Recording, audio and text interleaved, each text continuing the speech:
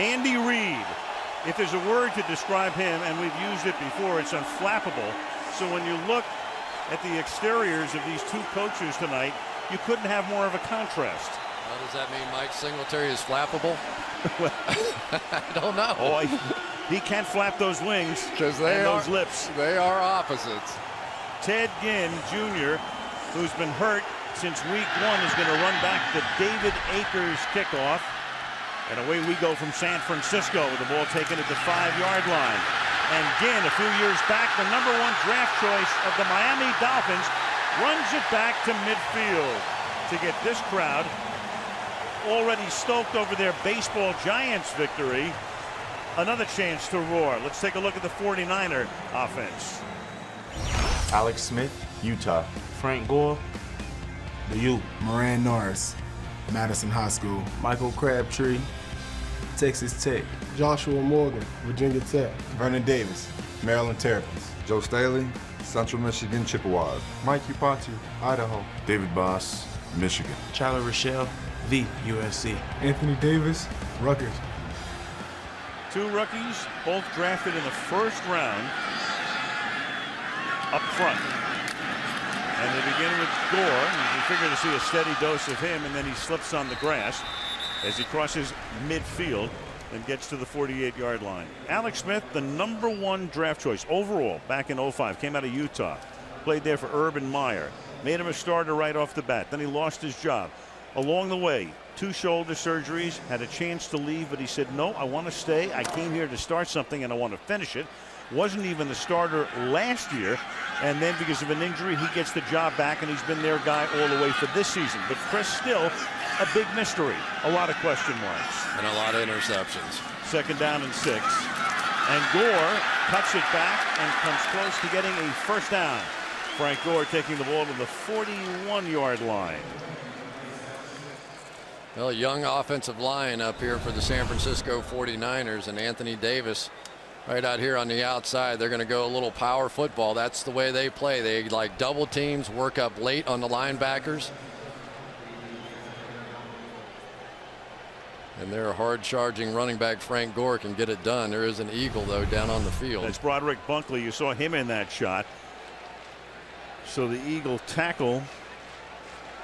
Philly plays a base 4-3, and Bunkley and Mike Patterson are the starting tackles, so he is hurt. An injury timeout here, and the 3rd down and inches coming up when we come back. Antonio Dixon comes in along the defensive front for Philadelphia to replace Broderick Bunkley, and it's a first down for Gore. So we talked about a steady diet of Frank Gore, and there's a look at Bunkley, who got hurt his arm or shoulder. Yeah, he reaches out with his left arm there. You see it, and then you'll see it sort of contort backwards. And that would be a big loss. These two big guys inside, Bunkley and Mike Patterson, play such a key role. They did plan on playing Antonio Dixon, number 90, tonight, a little more anyway because of his bigger body. And now maybe a lot more. Gore again. 4 plays, 4 Gore carries, but nothing happening this time. Nate Allen, great looking rookie, comes up to make the stop. And let's take a look at that Eagle D. Quay Parker, Oklahoma State. Mike Patterson, the Southern California. Broderick Bunkley, Florida State University. Trent Cole, Cincinnati. Moses Foku, Maryland. Stu Bradley, Nebraska. Ernie Sams, Florida State. Celio Hansen, Texas Tech. Nate Allen, South Florida. Quentin Michael, Boise State. Ellis Hall III, Iowa State. The safeties have been playing extremely well. In fact, Andy Reid, when we talked to him about the guys who played best for the first month of the season, mentioned them 1-2. They set up the screen, and this is Gore. And Gore to the 39-yard line. And Chris, in all the years I've been and you've been talking to coaches, I've never asked a coach who've been your best players, and the first 2 guys he talks about are safeties. What does that tell you? Maybe it's not a good sign. Maybe they're making too many tackles on the back end. But I think this rookie Nate Allen has just impressed everybody. His demeanor, first of all, they say he looks like an investment banker when he gets on the plane. Very intelligent young man. He's added some speed on the back end, which they needed to cover sideline to sideline, and that's allowed Quentin Michael to play his game more coming down to stop the run. Allen already with 3 interceptions in his first 4 games. Rookie out of South Florida. 3rd and 10 now. Smith has time. Smith guns it, and it is caught. The catch is made by Dominique Ziegler. Second-year guy out of Baylor, can help you on special teams. They can spot him, and right here, a 20-yard gain on a 3rd and 10. Well, and Dominic Ziegler came up with a big punt block last week. They've really been impressed with the way he's been making plays. That Tampa 2 that you hear so much about, the split safeties, tight end running down the middle. But here, Nate Allen has to be able to get out there on Ziegler, but a great throw and catch and down the field. That's significant for the 49ers. Good opening drive, as was the case last week. Here's Gore again. Last week in Atlanta, they drove down the field after taking the opening kickoff and scored a touchdown. And that was significant in that Jimmy Ray was fired as the offensive coordinator the week before. Mike Johnson, who'd been the quarterback coach, is now the offensive coordinator. And there is Johnson behind the glass. But that turned out to be the 49ers' only offensive touchdown last week. Yeah, and this offense now is changing gears. They are going from let's not make a mistake to let's go make a play. And that's what Mike Johnson has brought more than anything else. 2nd and 9. Smith flushed out. Keeps his eyes downfield. Finds the open man. Hits Frank Gore, who takes it to the 3. We talked about him as a workhorse. He's a complete back. Flag on the play. He runs the ball. He catches the ball. He blocks. He never wants to come out of the game. Walt Anderson is the referee. An eligible player downfield, number 77, offense. 5-yard penalty. It's still 2nd down. And that's one of the rookies, the rookie left guard. Yeah. And that's what's going to happen when you've got that much time and Smith is running around trying to find an open man. That's exactly right. Watch Frank Gore here in the backfield. He's going to get trapped inside. So Alex Smith really has no choice but to buy a little time and wait for him to get out. Well, Mike Iupati, he has no idea that all that's going on back there. He's just doing his job. 1,001, 1,002, 1,003, and I'm going. And the timing of the play fouled all of it up. Well, guess who's in the game? Eagle fans will recognize the guy in the backfield. It's Brian Westbrook. And Westbrook behind an Anthony Davis block takes it to the 16. So the Eagles, of course, they trade McNabb. They let Westbrook go. He had a couple of concussions last year. And at the end of the season, they just felt, hey, look, he'd done yeoman work. He's one of the great Eagle backs of all time. But he was hurt, and he wasn't going to be able to, in the minds of Andy Reid and the Eagles, deliver what they needed. So he was a free agent, and he winds up signing with San Francisco, but it's only the 5th snap he has taken all season. 3rd and 8. Westbrook stays in. He flares to the left. The pass goes over the middle, and that is caught by Michael Crabtree, their #1 pick last season. Late in signing, came on, played well down the stretch. Second-year man out of Texas Tech, tackled on the play by Joselio Hansen, 1st and goal. Yeah, you get the trips formation out to the outside, and Michael Crabtree with those sticky hands of his going to run out and then come back inside. And I tell you, when you watch him in practice, there you got it, right outside, then back in. When you watch Crabtree in practice, that ball just sticks to his hands. Maybe some of the best hands I've seen. Gore back in, and look out in the backfield. That is Trent Cole. Made his 2nd Pro Bowl last year with 12.5 sacks, and he'll also knock you down on the run behind the line of scrimmage. Well, one thing you don't want to do is leave Trent Cole unblocked. That is for sure. Right on the outside here. And he just says, hello, Frank. How are you? Nice to see you. That is their best defensive player now. Trent did not play particularly well last week in that game against the Redskins, but pretty fast start for him here tonight. 2nd and goal, opening drive of the game. San Francisco has had the ball almost 7 minutes. This is the 11th play. 7 runs, 3 passes to this point. And that pass is caught in the end zone. Michael Crabtree for the touchdown. Sticky.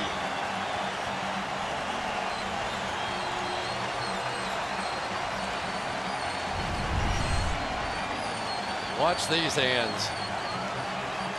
way out in front, barely got a chance to see the ball. Remember, Asante Samuel is out for the Eagles. That means Demetri Patterson has to play outside. He gets Crabtree and he gets burned early. That was impressive. That was a different looking 49ers offense coming down the field with big throws down the field. First touchdown of the season for Crabtree. Nedney now for the point after. It all got started with that Ted Ginn 44-yard kickoff return to the 49er 49. So off go the 49ers on the opening drive to a 7-0 lead at home.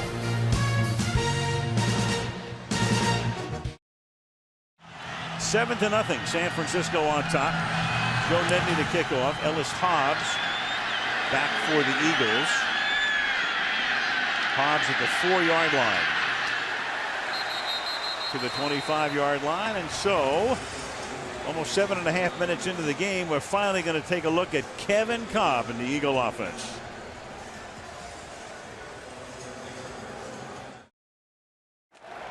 First things first, the defensive tackle Broderick Bunkley back in the locker room, sprained out elbow, and his return is doubtful.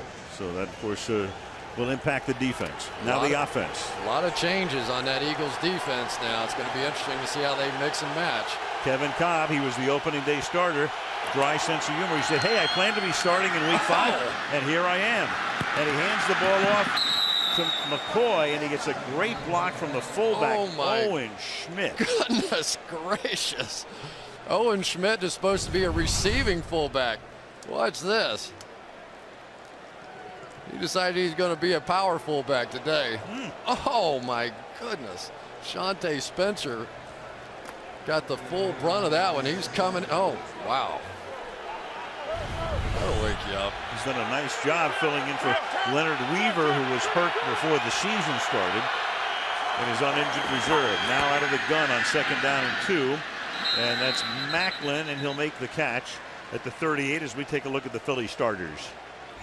Kevin Kolb, Houston. LaShawn McCoy, Pitt Panthers. Owen Schmidt, West Virginia. Deshaun Jackson, Long Beach Poly. Jeremy Mackin, Mizzou Tiger. Brent Selleck, Cincinnati. Jason Peters, Arkansas. Todd Herman, Saginaw Valley. Mike McGlynn, Pitt. Max Gene Gillis, Georgia. Winston Justice, Southern Cal. At their best, these guys can look like a 4x100 relay team. And now you've got Kolb coming back to the other side and hitting the wide open Brent Selleck, going across the field, showing his arm strength, and he takes the ball to the 30-yard line. That's sneaky Brent Selleck coming out late over here. They're going to run a bootleg away, and the tight end Selleck, number 87, is just going to sneak out the back door. He looked like he's blocking the whole way. And the big issue in Philadelphia, well, one of the issues in Philadelphia this week, is could Kevin Kolb get the ball down the field the way that Mike Vick has? Well, that answered that. 32-yard gain.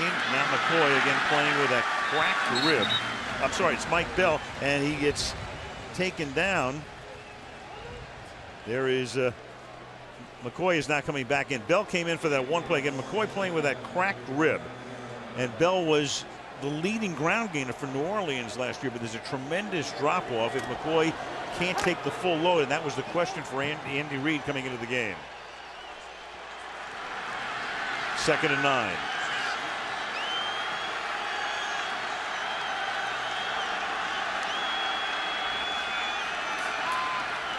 Niners pressure. Screen is set up. McCoy, and he gets tripped up. That'll save a first down. 3rd and short. Let's take a look at the 49er defense. Isaac Tupuola, Hawaii. Brian Franklin, Tennessee. Justin Smith, Missouri.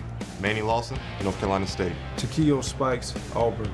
Patrick Willis, Ole Miss. Paris Harrelson, Tennessee. Shante Spencer, Pittsburgh. Deshaun Golson, Washington. Taylor Mays, O'Day High School. Nate Clements, The Ohio State University. Now the Wildcat, and Deshaun Jackson takes the snap, and he's going to get the first down, and he's out of bounds at the 15-yard line.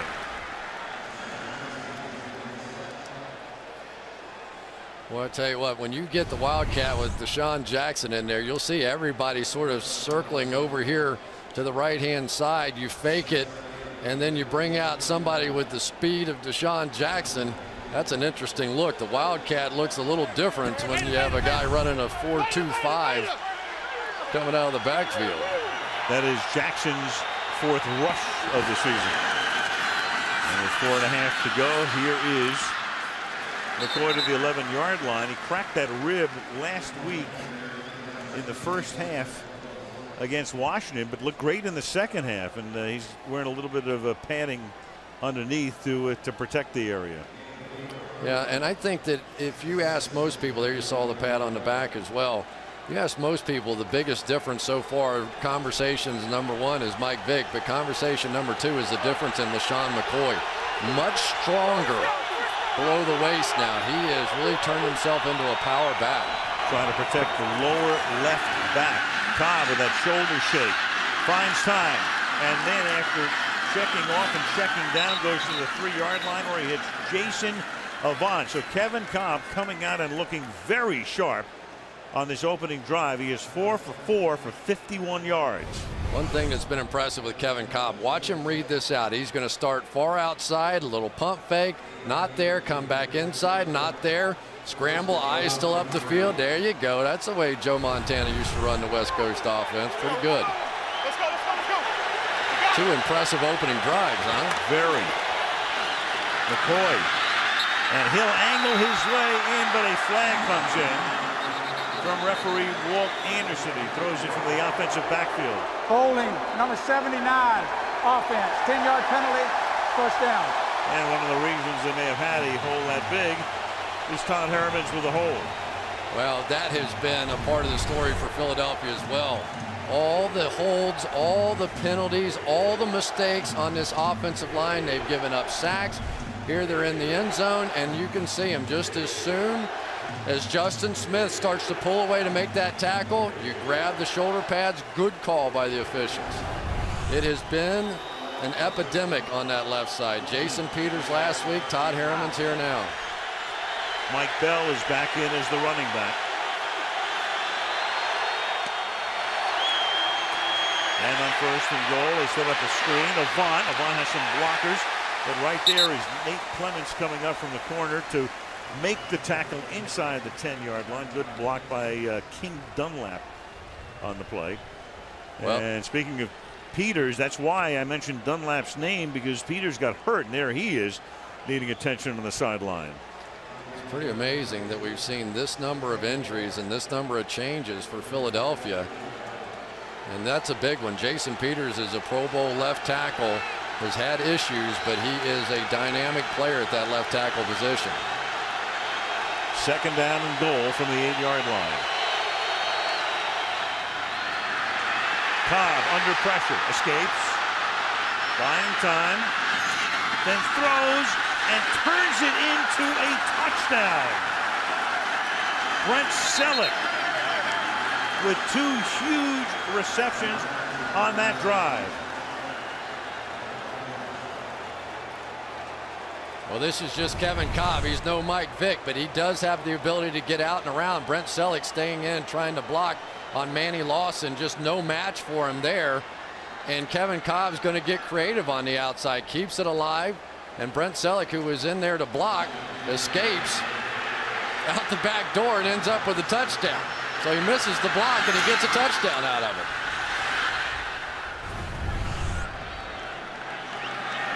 Akers now for the extra point. That was a 75-yard drive, 5.5 minutes. Cobb was 6 for 6 for 64 yards. That ain't bad. Neither was Smith on the 49ers opening drive, 7 all.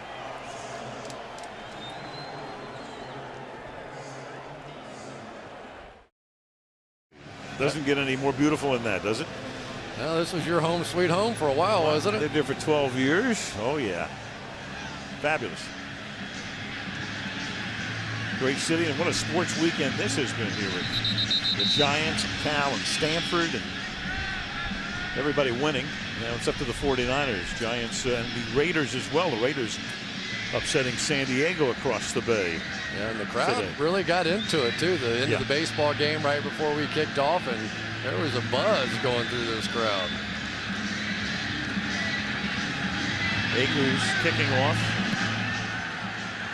Ted Ginn Jr. had a good run back on the opening run back from the 3. Steps out of bounds at the 25-yard line. Alex Smith on the offense going to work at that spot. 2:18 left in the quarter. 7-7.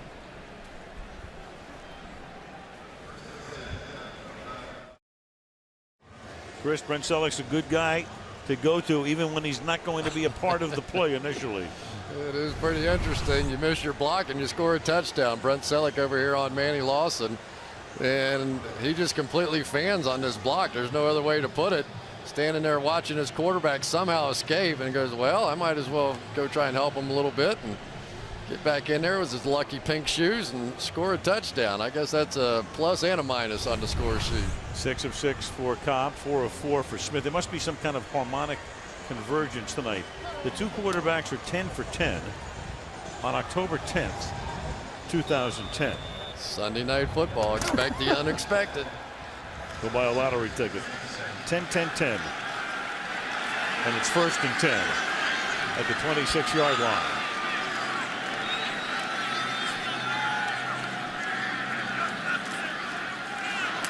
Frank Gore.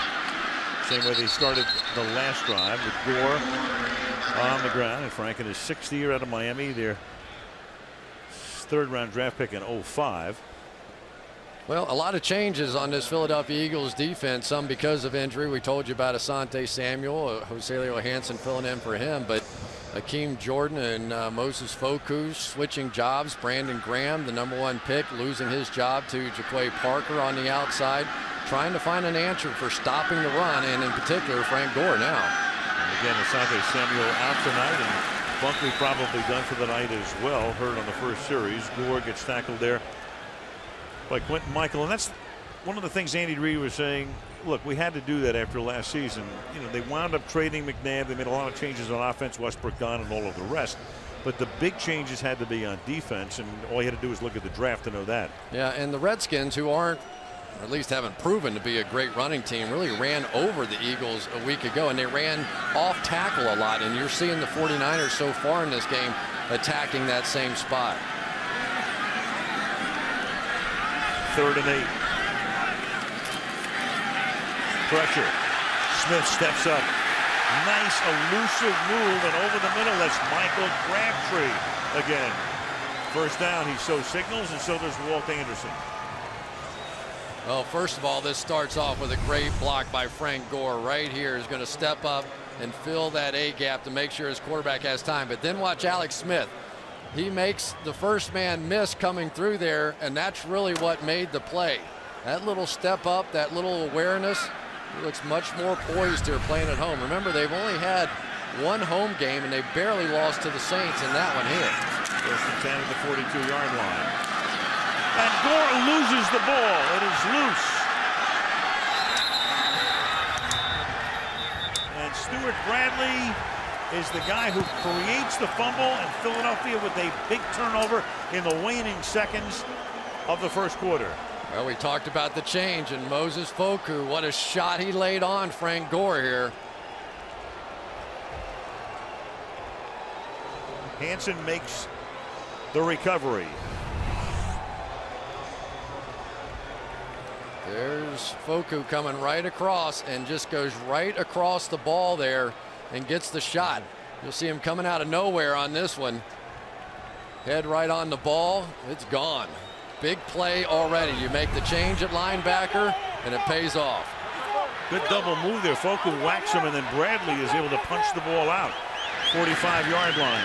Cobb, a ton of time, and over the middle, and he winds up hitting Jeremy Maclin. And that's going to take us to the end of the quarter. It'll be 1st and 10 for Philadelphia when we start the 2nd period. End of the 1st quarter with the score. Philadelphia 7, San Francisco 7. And NBC's Sunday Night Football continues after these messages.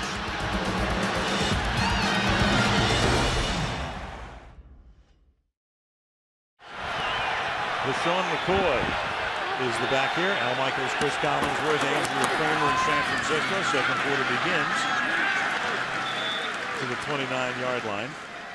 Well, with Vic and Cobb and all that's been going on there, and Vic hurt, of course, and they hope to have him back next week or the week after.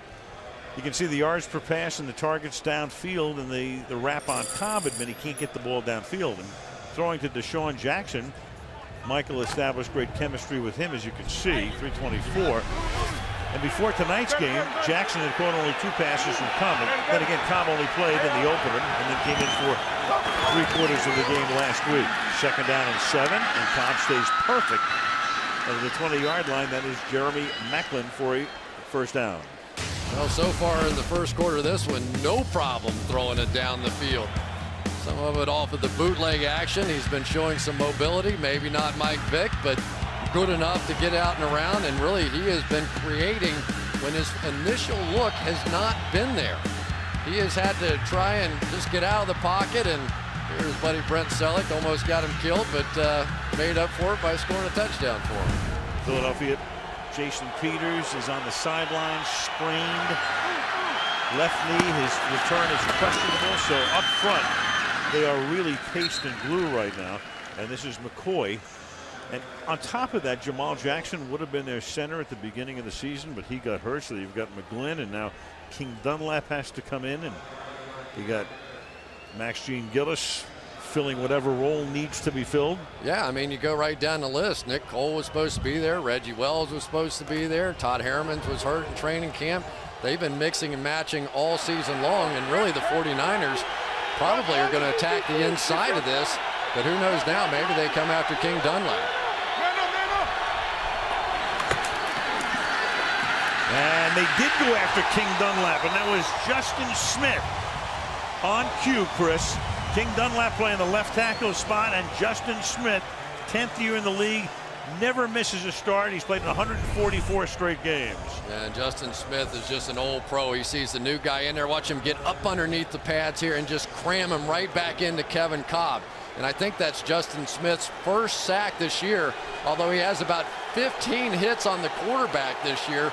That's the first time he's actually been able to take him down. So already the Jason Peters injury, significant. 3rd and 10.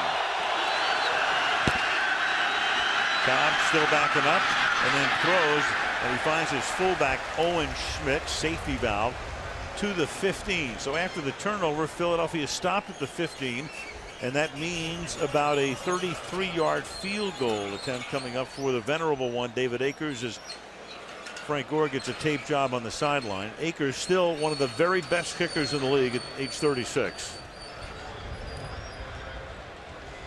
Perfect again this season, and it's always nice to have one of those old heads around, isn't it? I'd much rather have the guy that's going to make them all from 45 in than occasionally make one over 50.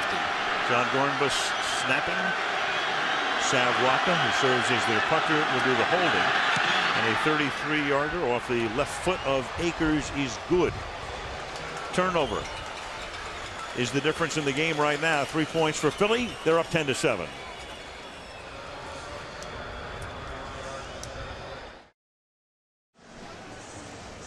Traffic moving very nicely along the Golden Gate tonight.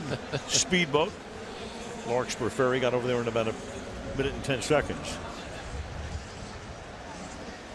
Ah, the tricks of the trade. Yes, indeed.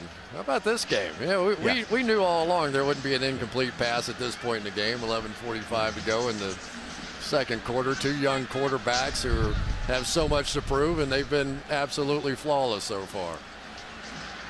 Smith awaiting his next chance. 5 of 5 on that first drive, and then the Gore fumble leading to Philadelphia's field goal. 10-7 Philadelphia.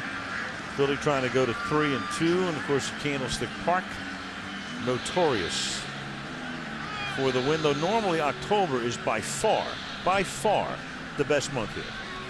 Not even close. Nobody's complaining today, that's for sure. Nope. Down on the field before the game, and it was hot. The sun going down right now. Whole stadium encased in shade. A little cooler, a little breezy. And Akers will send it down again, playing for the first time since opening day when he hurt his knee. And again, be taken out of bounds near the 30-yard line. One thing about Alex Smith, through week 4, through last week in the red zone, he's been outstanding, second highest ranking in the league. But you get him outside the red zone, in other words, the other 80 yards of the field. You'll see that right here, and it's a completely different story. Yeah, and so he's had the trouble between the 20s, but here he goes again in the red zone tonight, and beautiful throw into Crabtree. But you could just see when we were talking with him, he wasn't down in the dumps. He's thrown 7 interceptions. A lot of guys hang their head, especially in our meetings, but he was enthusiastic about what was to come. Frank Gore. And I mean, let's cut to the chase too here. You know, Jimmy Ray was the offensive coordinator, and it wasn't working. It just wasn't, even though he was back for a second year. And I think part of the juice that Smith now has is at least he's got a new guy in the building with him. Yeah, a new guy in the sense that he was the quarterback's coach, but he's not calling the plays. And a guy that preaches confidence more than anything else, and Mike Johnson. And they are trying to now work the ball down the field in a way that they didn't do with Jimmy Ray, and they are game planning in a way that they didn't do with Jimmy Ray. 2nd and 8. And that was Trent Cole coming across the line. And because he did, there was a flinch for the 49ers. Neutral zone infraction, number 58, defense. 5-yard penalty, still 2nd down. Well, Trent Cole was well across the line and then put it in reverse. Joe Stanley said, wait a minute, I'm not allowed to move, but I'm not going to let you hit my quarterback either. But it was interesting, though, when we talked to Mike Singletary about the firing of Jimmy Ray, and he said, you know, I'm a loyalty guy. I'm a guy that believes if you go to the dance with somebody, you know, you leave with them, and it almost killed him to have to fire him. But he said, that's my job. I've got to make the tough calls, and I did. 2nd and 3, and the inside handoff to Gore. And the thing about it was, too, I mean, they played a terrible game in Kansas City. They just looked dreadful. And were beaten 31-10, and they were asking, the crowd doesn't like, the crowd wants more wide open. Of course, they always want more wide open here with Montana and Young and Garcia through the years. But they get back home, and then Mike decides that night, after a long plane ride, I've got to make a change, and he calls Mike Johnson at 11:30 Sunday night, and Johnson is not sure if he's getting fired. Yeah, he didn't know. He didn't know if we were all getting fired or what. He said, come on into the office. We need to have a conversation, and found out he was the new offensive coordinator. 3rd and 1. Good play fake. That buys time. And then it's gunned over the middle, and it's caught at the 45-yard line by Crabtree for a 1st down. Ted Ginn Jr. making the catch. What a great route by Ted Ginn. We saw him run this play in practice, and they threw it deep. But Ted Ginn saw that the Eagles weren't fooled on this one. The safety stayed back, so instead of just keep running, stop. There you go. Just fire that baby in there. This is stuff that we have not seen out of this 49ers offense. 3rd and 1, take a shot 20 yards down the field. Exciting stuff. Ginn's first catch. Crabtree's caught 3. Smith is 6 out of 6 for 73. Gore. Well, they like what Smith's doing tonight, and they don't want to see, you know, they love Gore, but enough of, you know, running him through the middle for 1 yard, and you have a late flag on the play here. I know Frank Gore doesn't want to see any more of Mike Patterson like that.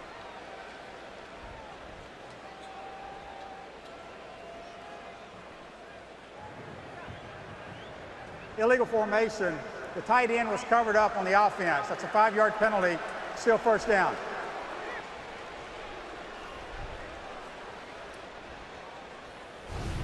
Mike Iupati here, the young offensive lineman right here, is going to work down on Patterson, but then try and work up on the linebacker. May have left a little too soon because Patterson just sat there and got in the back door on Frank Gore. He made a big hit. Now you got Brian Westbrook. He's part of that bunch off to the right, and he will come in motion. Sidle up next to Alex Smith. On the 1st and 15, they fake it to him, and then Smith has to slide to a halt at the 48-yard line. Ernie Sims put the pressure on to get Smith out of the pocket. Brian Westbrook is the happiest guy in the building that Alex Smith didn't hand him that ball right here, and he is just going to catch Westbrook in mid-stride And Alex Smith says, I'll just take that one out around, and that's a rare slide from Alex Smith too. Sometimes they'll go take that one in there head first. Gore back in, 2nd and 12. At the 47-yard line.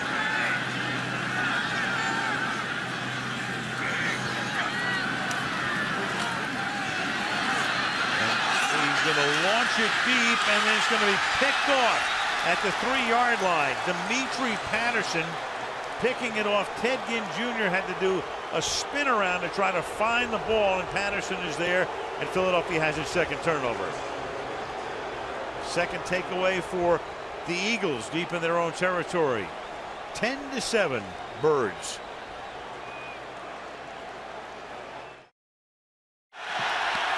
After the interception from the 3-yard line, buying some breathing room is Bell, and let's go back to the pick.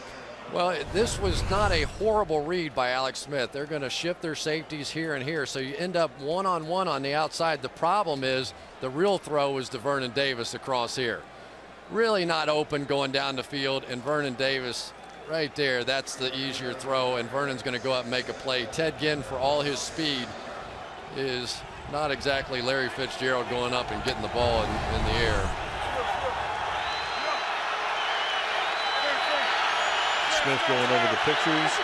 McCoy comes back in as the running back on 2nd down and 7. And here is LaShawn. And a good little dart move to the outside. Breaks a tackle, and that will pick up a 1st down as he got out of the would-be grasp of Shawntae Spencer. 1st down, Philadelphia. I tell you what, Al, that's not a rare move for him. This young man has been doing this a lot. Watch this little jump cut in the hole now. 2 guys have him dead to right. Goodbye. Right out there, and the amazing thing about him now is that he's starting to break some tackles, but has maintained his speed. All that weightlifting, he stayed in Philadelphia this offseason, and you can just see the difference. This young man, he was a little green last year. He made a lot of mistakes. He hesitated. He wasn't sure. This year, a totally different, totally more dynamic player. One kid, too. Here is Cobb throwing, and intended for Jackson. He's blanketed by Clemens, and it'll be 2nd down and 10. You know, it's interesting too that Brian Westbrook, the guy now playing for the San Francisco 49ers, is the one that really told LaShawn McCoy, listen, you're a great player, you're fast, you're quick, but you're not strong enough, and you've got to start lifting. He did, and it's really paid off so far this year. That was Cobb's first incomplete pass. He's 9 of 10, and Smith's first incomplete pass was the interception that he threw in the last series, leading to this Eagle drive. 2nd down 10. And that time a nice tackle is made before he can get out of the backfield. Ray McDonald was able to get an arm on his leg and knock him down after a gain of 1. It'll be 3rd down and 9. Well, it's always been tough to run against this 49ers defense, and part of the magic of what they do is they really set hard edges. It's like a box. They want to set the edge on the outside and allow those great inside backers to run downhill, to allow Patrick Willis and Takeo Spikes, those guys come attack from the inside out, and when they get that done, they can be very tough to run against. 3rd and 9. Pressure. Cobb gets sacked at the 17-yard line. Justin Smith is the first guy in there, so Smith doesn't have any sacks coming into the game, and now he's got a pair. Yeah, and the protection wasn't awful there at all, but here's the difference. When you play Kevin Cobb as opposed to Mike Vick, you can play coverage, you can drop people out, you can rush 4. If this is Mike Vick in this situation, you have to spy somebody, so you're taking somebody out of coverage, and that's the subtle difference when you're playing defense against Vick or Cobb. Sav Rocca kicking in the direction of Ted Ginn.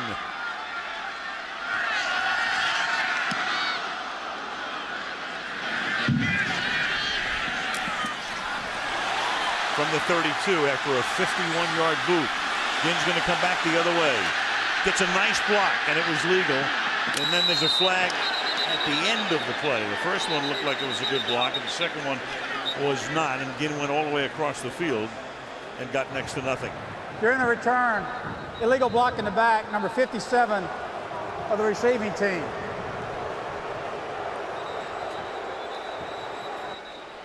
Yes. We got two of them. Got one here and one there. Well, that's a guy they just activated. Keaton Christic came up off the practice squad and he said, hey, they're looking for a guy who's crazy. I'm crazy. That makes you qualify. Right.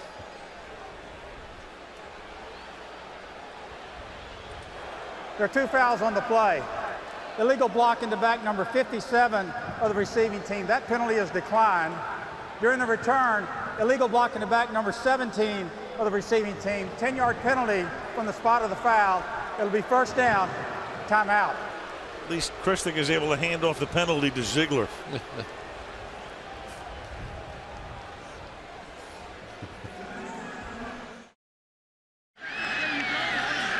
From the 20-yard line. And the reason that happened is that Kansas City lost today to the Colts. Smith is stepping up and stepping forward, and that is caught by Joshua Morgan. The Eagles are going to try to contend that he didn't make the catch. You saw the ball squirt away, and he's going to say, hey, I held it. We got #1 pick on #1 pick right out here. Well, can't draw it.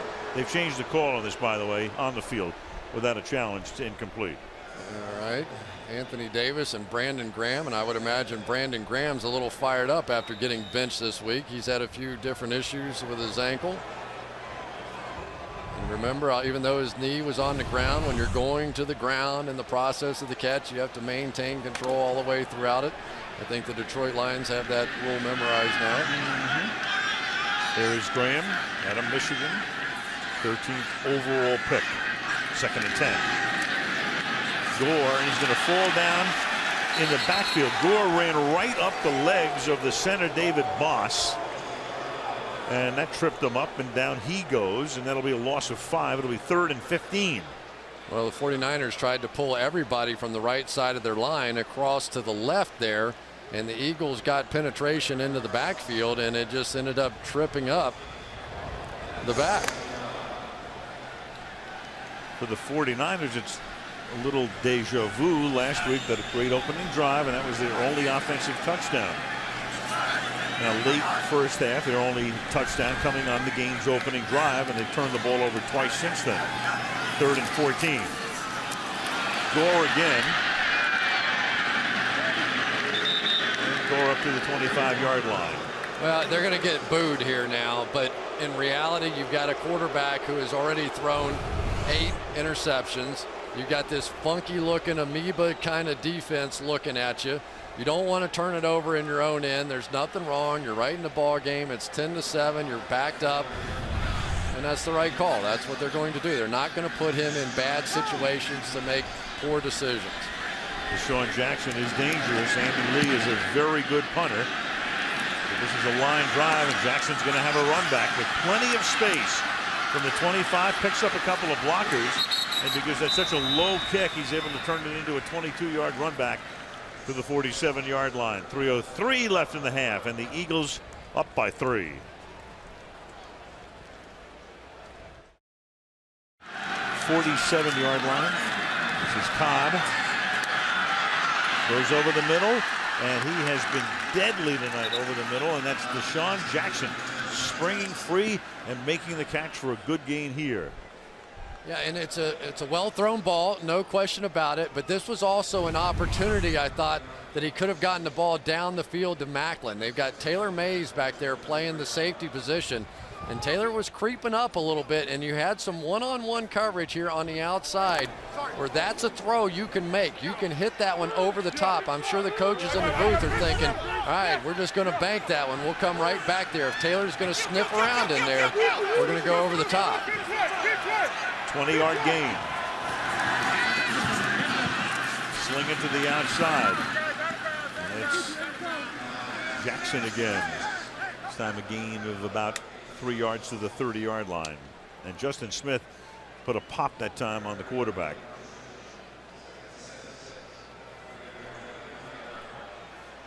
And that's going to take us down to the 2-minute warning, with each team having all 3 of its timeouts. But the Eagles are driving late in the first half and up by 3 over San Francisco.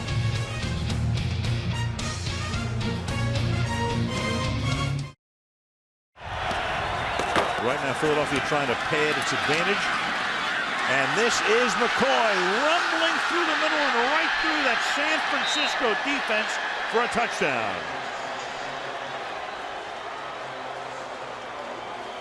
I guess the ribs are okay. 29 yards.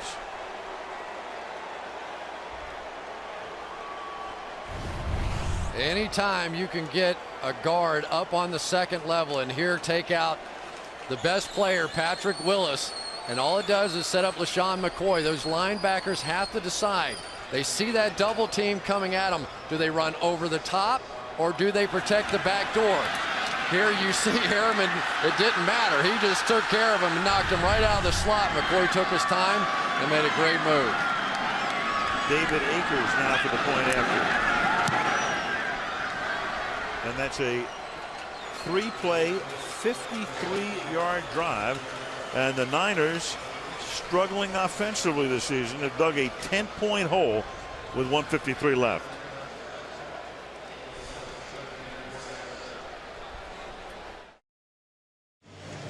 If you follow the NFL pretty closely, you know that Andy Reid loves to throw the ball. And there it is since he took over as the head coach in '99. 59% of the time he passes and runs only 41%, most pass-oriented among coaches who've been in the league a long time.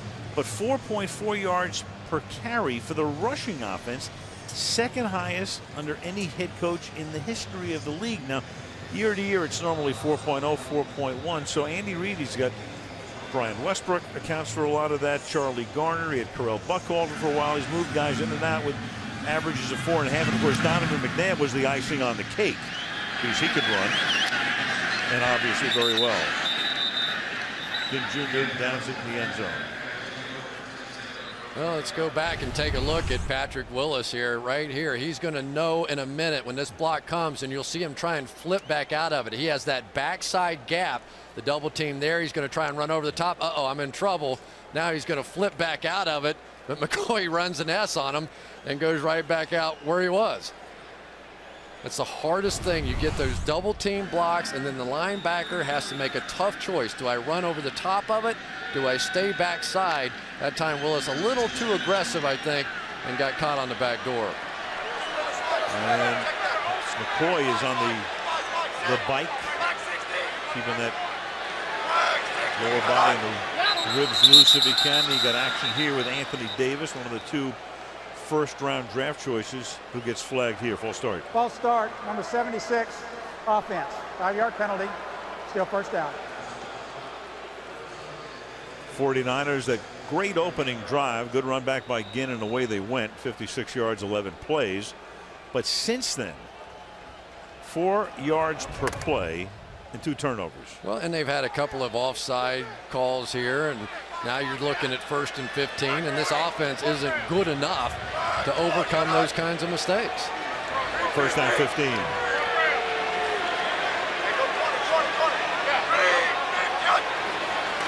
With the play clock at 1. Smith slings it off to the side.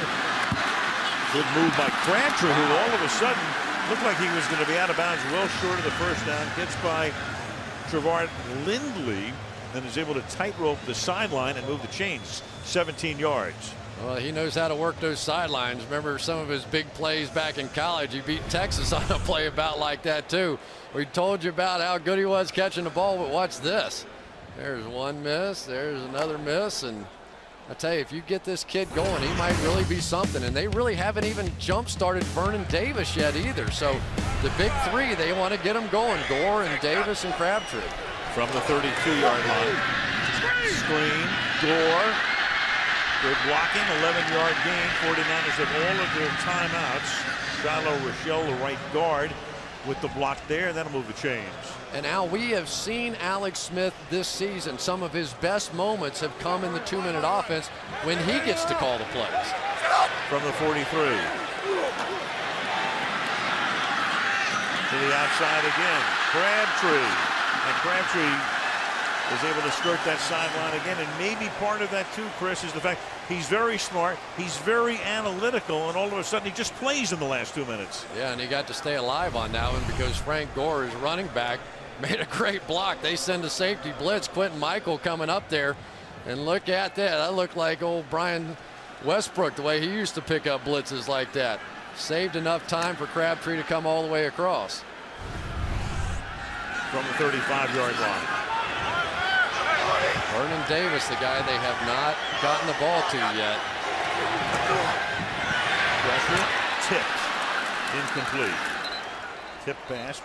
Nate Allen came in to bat it, the rookie safety. Well, and it's interesting because Vernon Davis is coming off the ball now. They're blitzing the guy over him 2 times in a row now. And Vernon is wide open. Just turn around and look for the ball. How many times did you see Kurt Warner and the Rams and some of those teams? If the guy over you blitzes, take a look. Your quarterback may just get you the ball quickly. This guy's 250 pounds and runs a 4.35. Get the ball in his hands. 2nd and 10.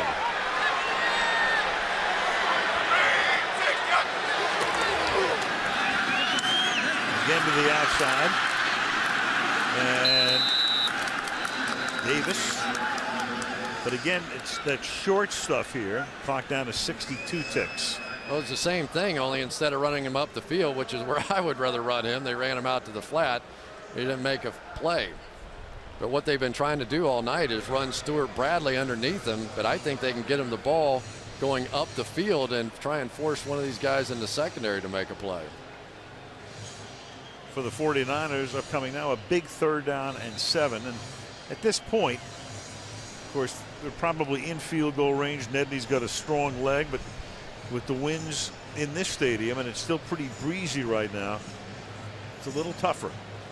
Yeah, but you're in a relatively safe zone. I think you get a lot more aggressive here. You really got to play for touchdowns right now and try and work this ball down the field. Oh, I'm with you on that. Get it down to 3 and not 7. 3rd down and 7. From the 32. And that is caught by Ziegler, who cuts back inside. There's a marker down. He gets tackled well short of the 1st down, but let's see about the call. I think they've got a man downfield. Look like Chilo Rochelle. Ineligible downfield, number 62, offense. It's a 5-yard penalty, and it's still 3rd down. Uh-oh, that's a series to forget for him. 2 penalties.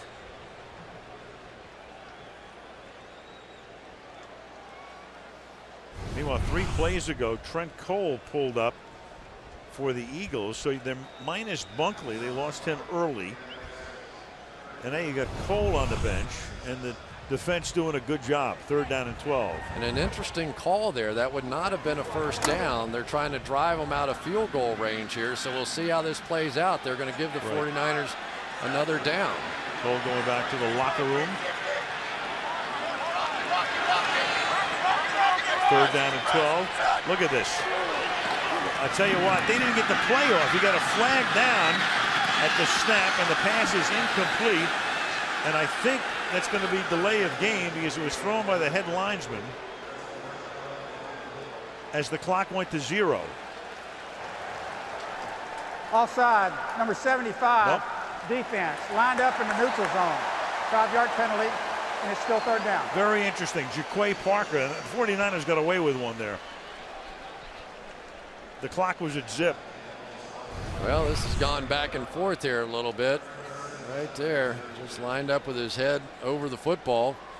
And so the 49ers catch a break. So now they're back in field goal range. So all the rules you would think about, can't take a sack here. Can't do anything foolish with the ball because you do have a shot at a 50-yarder from here, no matter what happens. 3rd and 7.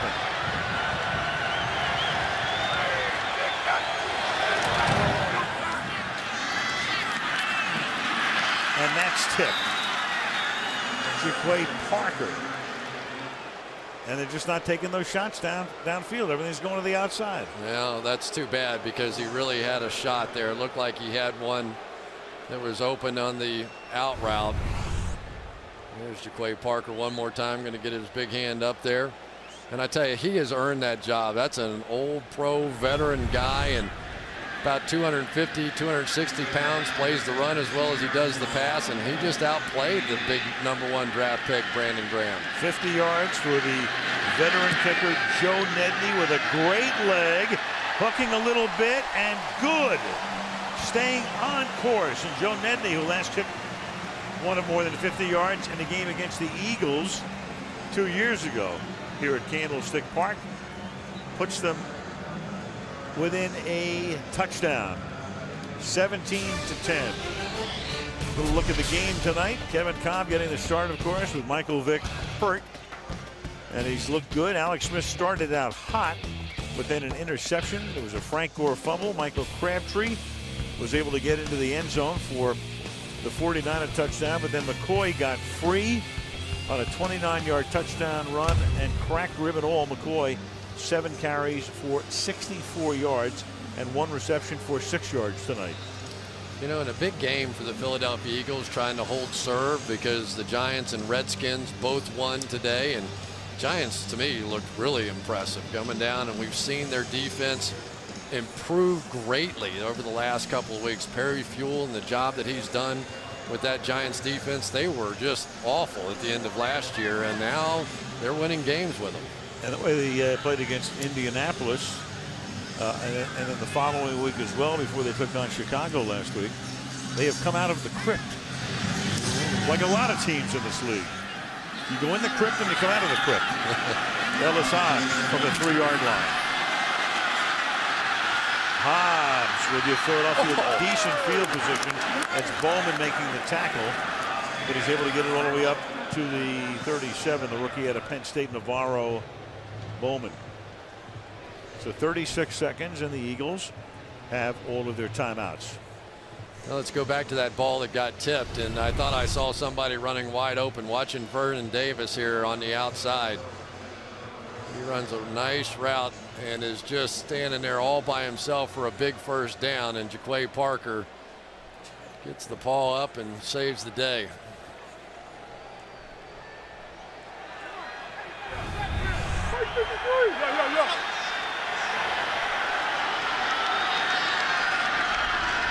From the 37, here's Cobb. Fake toss. Puts that into the ground. Nobody is open toward the line of scrimmage. Second down. So for Kevin Kolb, talking about him before, feeling that, you know, laughing about the fact, hey, I was expecting to start in week 5 and I am. He also told us last night, he said, I've only started 3 games in my career, but I feel like I've been through an entire career. He has. And he's right up front with it, too. He says, hey, I'm competing with Mike Vick. I may not be able to do some of the things that he can do, but we're in a competition. We're friends, but we're competing. Second and 10.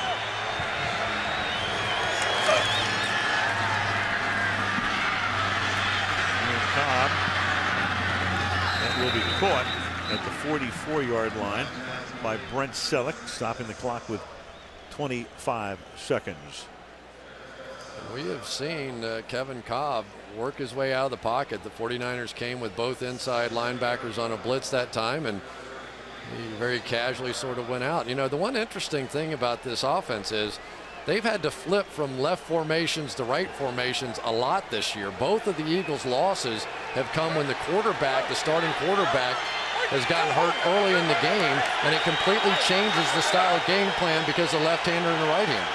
Against Green Bay, and then last week against Washington. And Cobb's going to go down, and he loses the ball, but he's able to reach out, and I think for the moment, was he down is the question. The 49ers with Manny Lawson getting it, and Manny Lawson's going to come up with the football.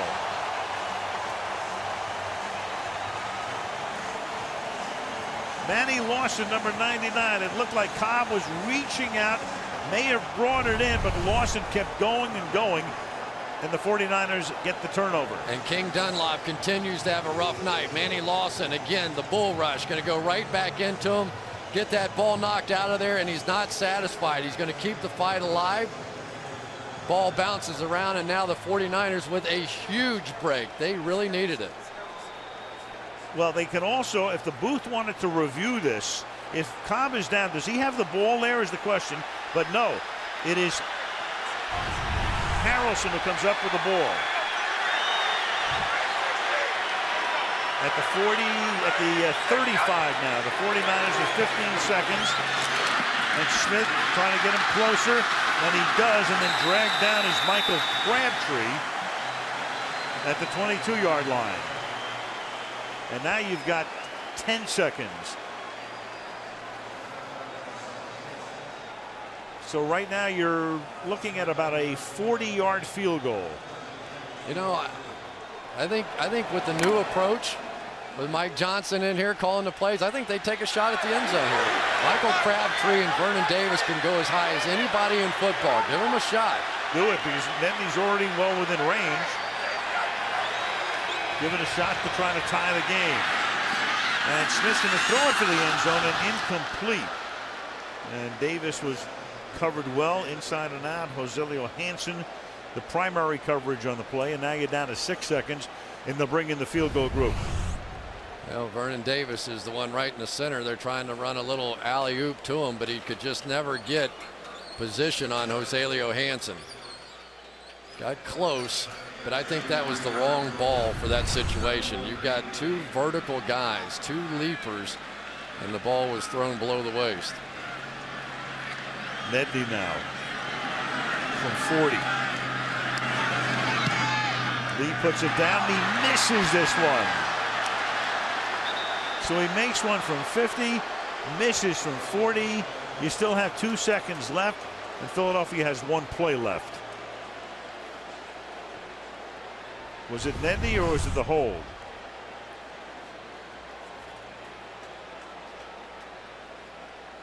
Good enough. Yeah, good enough. Good enough. Just hooked it. You know, the kickers, I used to do a little holding too, and they want it a certain way, but that was definitely good enough. And under a crescent moon, 1 more play barring a defensive foul, and it will simply be a kneel down for Cobb, who winds up 12 of 14 for 123. Smith 11 of 16 for 139. And we go to the half of the score. Philadelphia 17 and San Francisco 10. And now the second half at Candlestick Park in San Francisco. Al Michaels, Chris Collinsworth, and Andrea Kramer. Good first half for Cobb.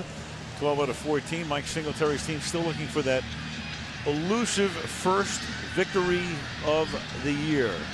Got a field goal toward the end of the half, but then missed a 40-yarder.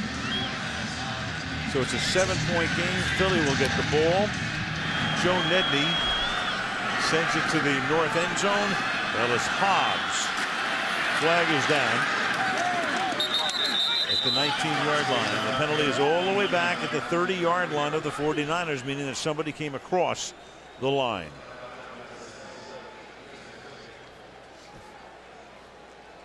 And Walt Anderson.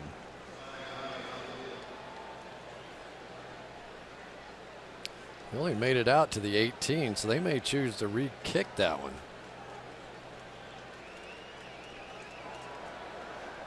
Offside, number 23, kicking team. 5-yard penalty, will re-kick. Yeah.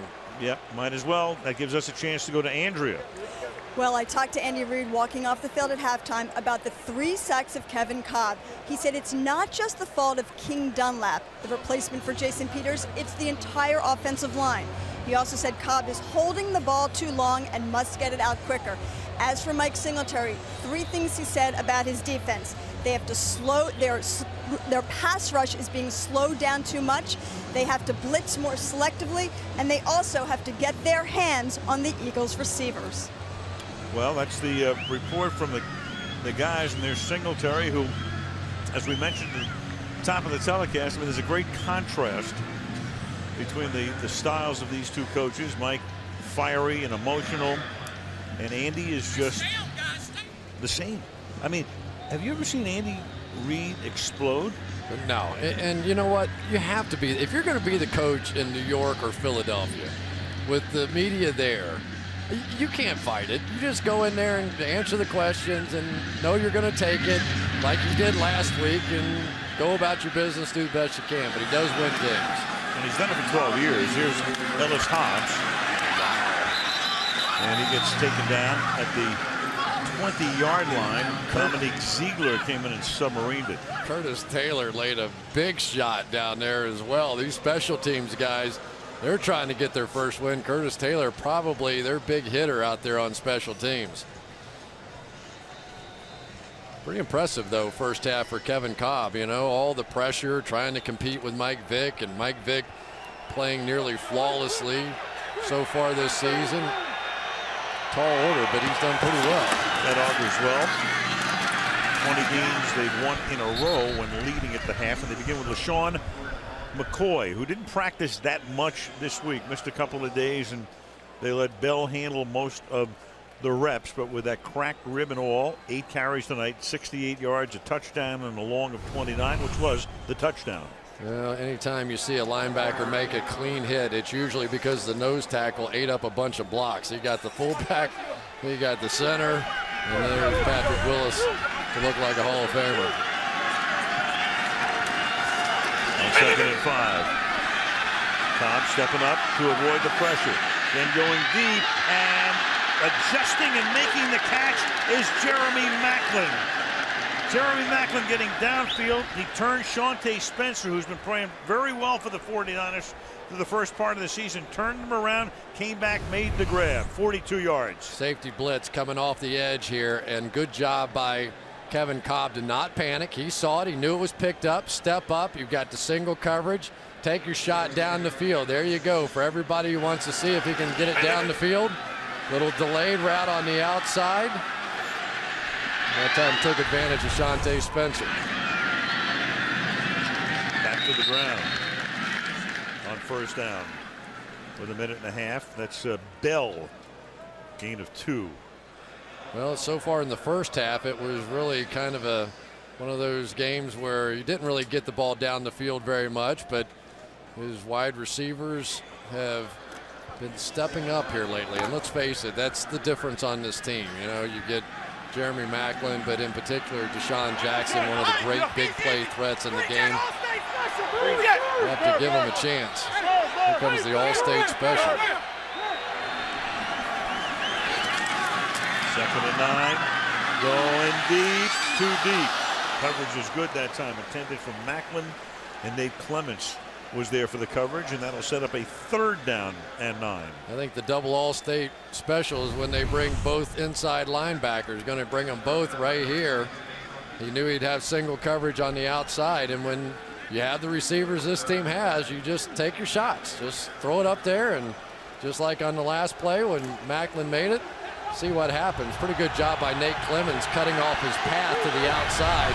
He threw off the timing on that throw. They're good, they're fast, and they're young. They're going to be around a while, too. 3rd down and 9. Rifled over the middle, and that is incomplete. Willis, step for step, going back there with Selleck. Good coverage, 4th down. I'll tell you, when you have an athlete like Patrick Willis that can run with a tight end right down the field, just watch him here. Big hits. We saw the hit just a minute ago. Little contact there. But he just felt when the ball was coming. Soon as the receiver Selleck sticks his hands out, you rake down across the arms and knock it out. Eagles think that should have been pass interference because he turned around and looked for the ball. So now Rocket to punt. Try to pooch it or angle it.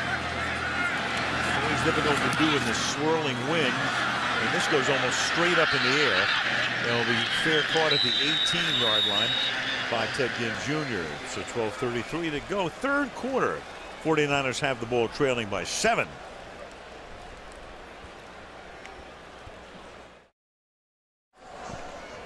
Alex Smith underneath. He's been really good, but when he goes deep, 0 for 2 with a pick. Yeah, but I'll say this about him. He has anticipated his throws tonight. You don't throw it when you see the guy break. You throw it before that. And that's the reason he's able to get some of these throws in. Nice step up here, but you see the window well inside. Throw it early. On-time throw, and the touchdown was the same way. A little shake to the outside, back inside by Crabtree. He anticipated. He looks the confidence of Alex Smith tonight feels a little different to me. You know, Yeah, he threw a pick, but it was no big deal, and he came back and he's been playing the game. Now we'll see if he can get a W at the end of the night. Rolling against the grain, and the pass is incomplete. He was hit there by Tapp, and let's check in with Andrea. Yeah, an update from the Eagles sideline. Defensive end Trent Cole is questionable with a hamstring. Defensive tackle Broderick Bunkley officially ruled out with an elbow, and Jason Peters is out with a knee, but they said he could come back in an emergency situation. All right, well, I'm not sure we're going to see him. We haven't seen him since early on, but this emergency might mean you're down to your last 5 offensive linemen. Second down and 10.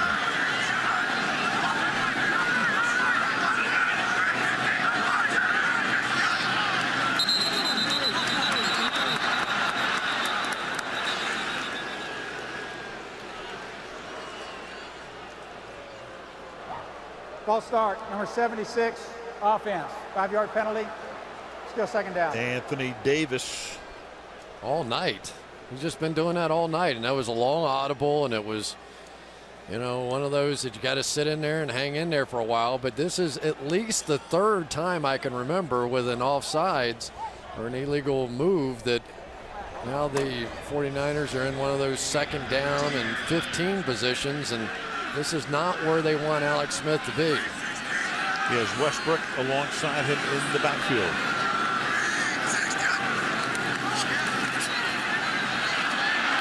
And down he will go. So with all of the injuries up front, with Cole out and Bunkley out, still no problem. Antonio Dixon, the second-year man from Miami, sacks him at the 5-yard line.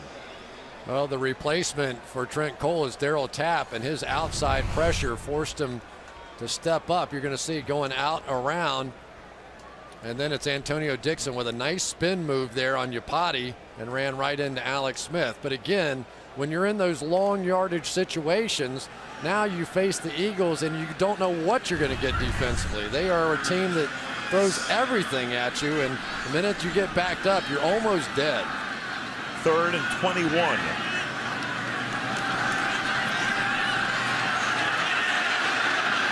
And that is caught for a big first down as Vernon Davis gets about 25 yards downfield on a 3rd and 21. Big play. Great job by Alex Smith. Saw the blitz coming from his left, rolled to the right, and they hit the play that they didn't hit earlier on the interception. Remember, they threw it deep on this play. This time they do come back to Vernon Davis, get the ball in his hands, and convert a huge 3rd down. Up now at the 38-yard line. Double tight end set this time.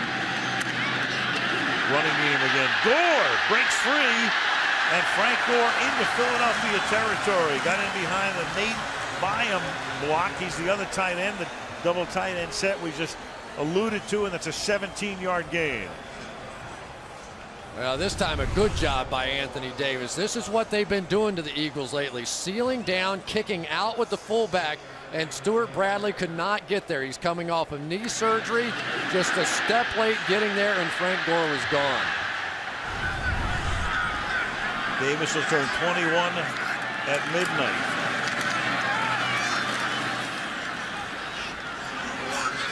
Couple of yards for Gore, and was the play whistle dead?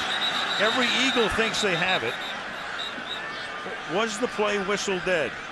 Quentin Michael comes up with the football. Gore has already fumbled once tonight. That ball was out. The ruling on the field was a fumble recovered by the defense. First down. Whoa, boy. Yeah, I think Ernie Sims knocked it out, and because it happened in such a strange way and you almost didn't see it, the officials almost missed it. It's out. Another big 49er giveaway.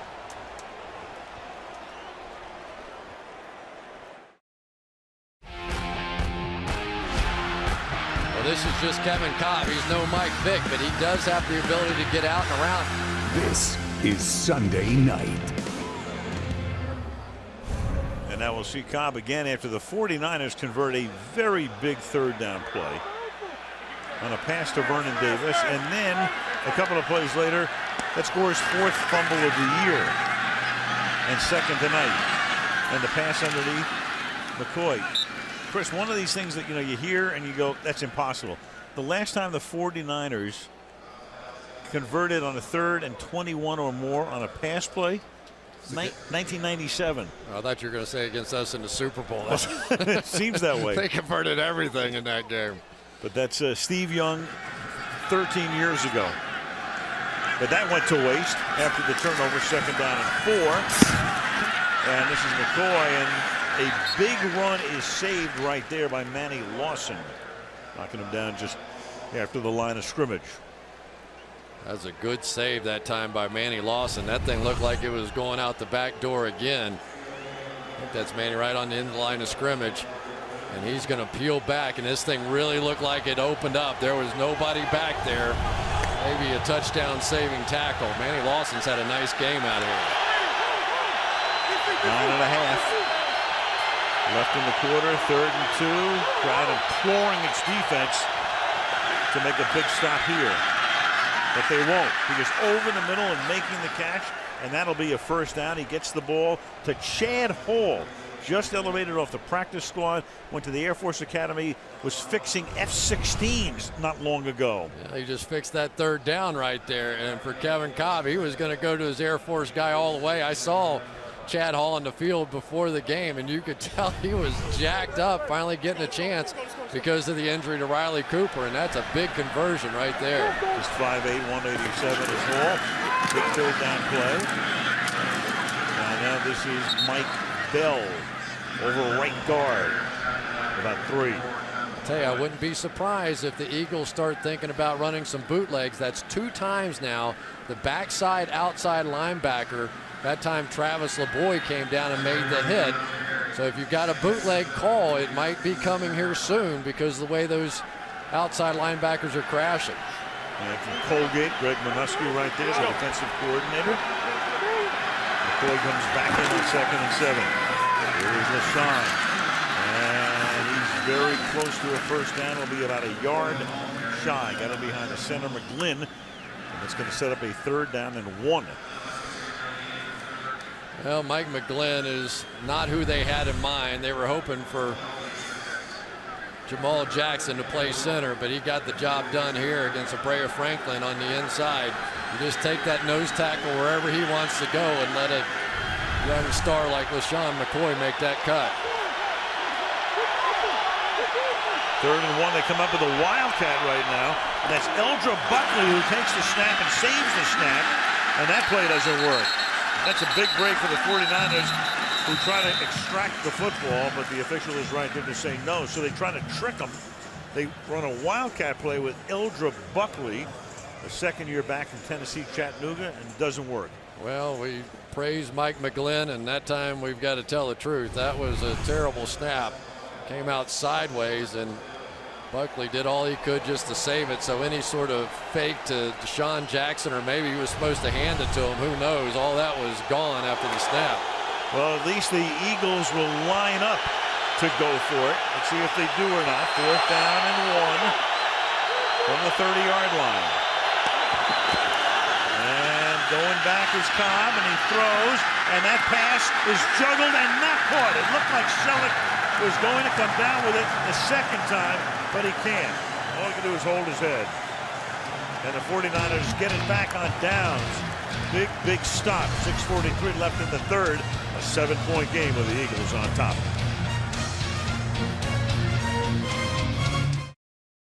Collinsworth. This is Sunday Night Football. Al and Chris are the best on TV, and it's touchdown time on NBC. Gotta love that new theme song. Yep, nothing says football like a woman singing on a field. Oh, I guess we're going back. There will be touchdowns, that's a guarantee, cause the game already started and it's 14-3. Did she say the game already started? What the hell?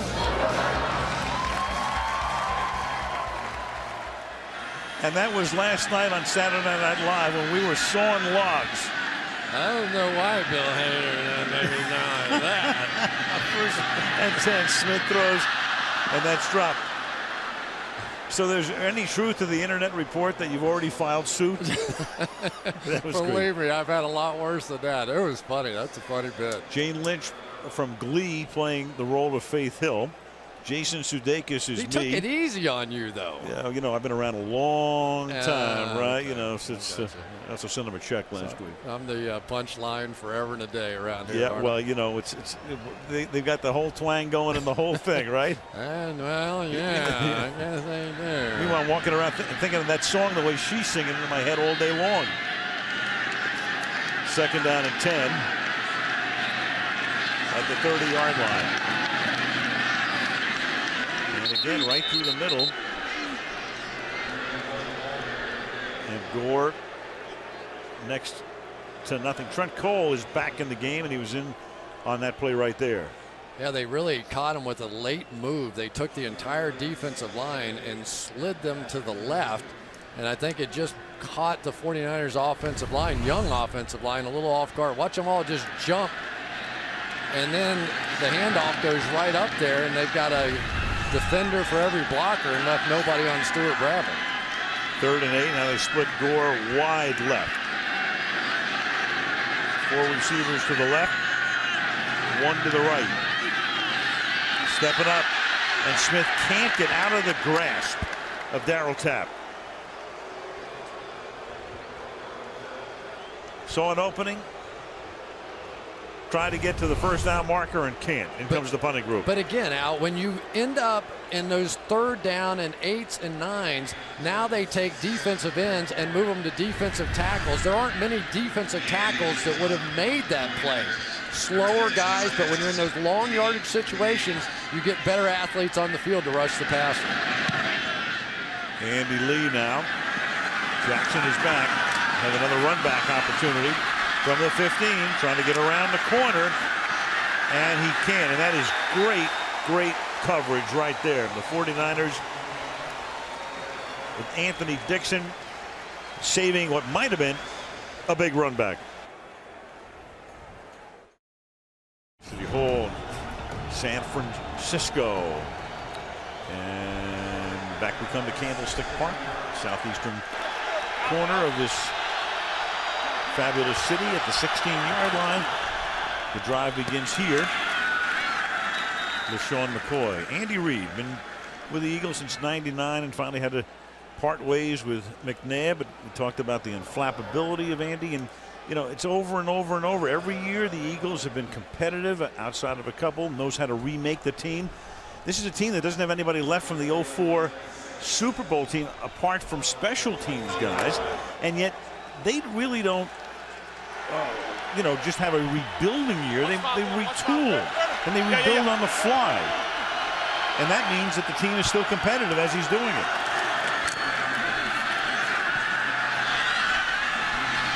Swing it out to McCoy, and McCoy is able to get by the DB and pick up a first down.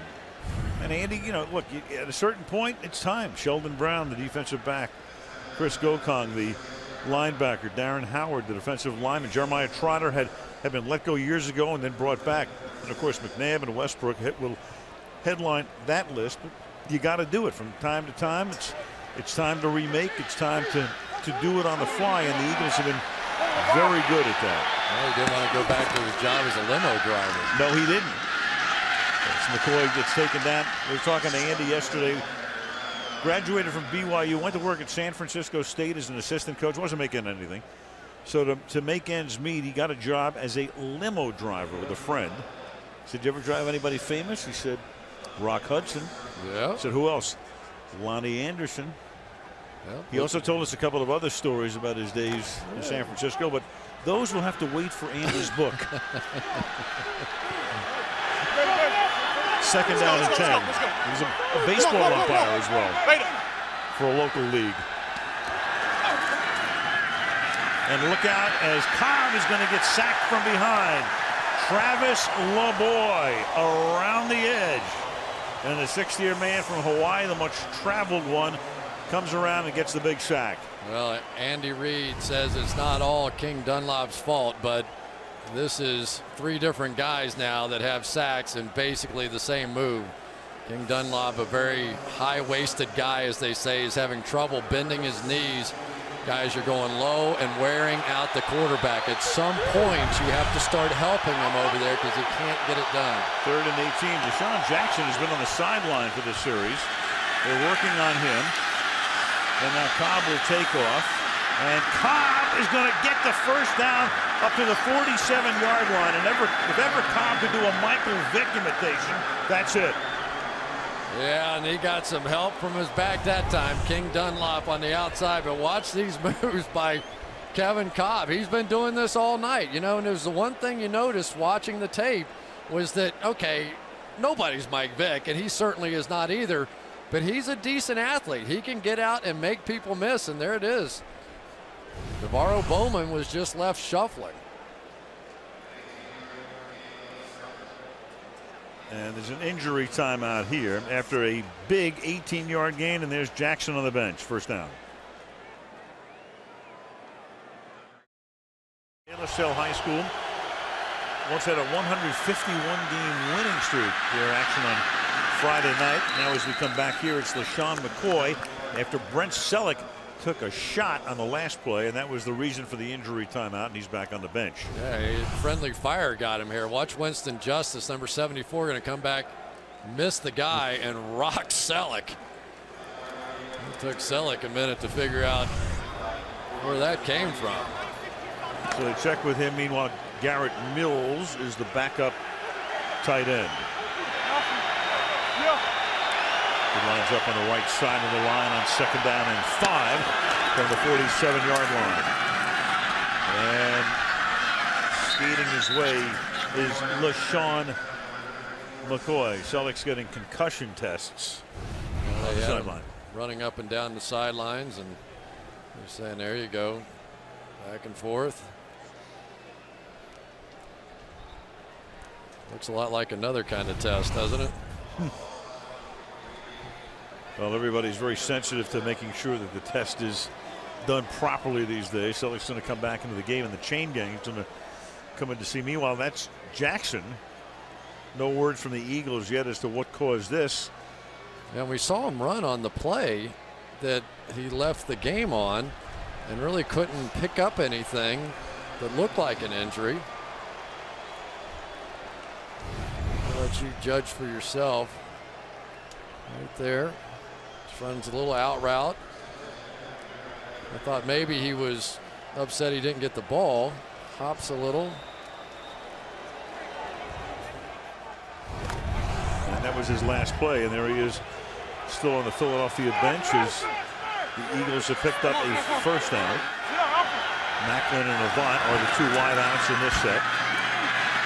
And Cobb buys time and then tries to get it to Selleck, and he's covered on the play by Patrick Willis. And it severely changes the dynamics now for this San Francisco defense. You take Deshaun Jackson out of the game. Now you go help a little on Jeremy Macklin, but you're really not so worried about Jason Avant getting by you. And remember, Riley Cooper has missed this game because of a concussion, one of the other receivers, and you've got Chad Hall out there with very little experience. The Eagles have done a nice job running the ball tonight. False start, number 79, offense, 5-yard penalty, 2nd down. Todd Hermans. That wasn't one of those little false starts either, was it? Came charging out of the gate, but once again, that left side continues to be the issue. A lot of people thought that Max Gene Gillis and Mike McGlynn were going to be the issue tonight against the 49ers, but it has been much more on the left because of the injury to Jason Peters and some of the penalties.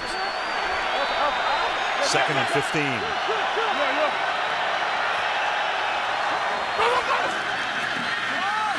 Short drop, batted ball at the line of scrimmage.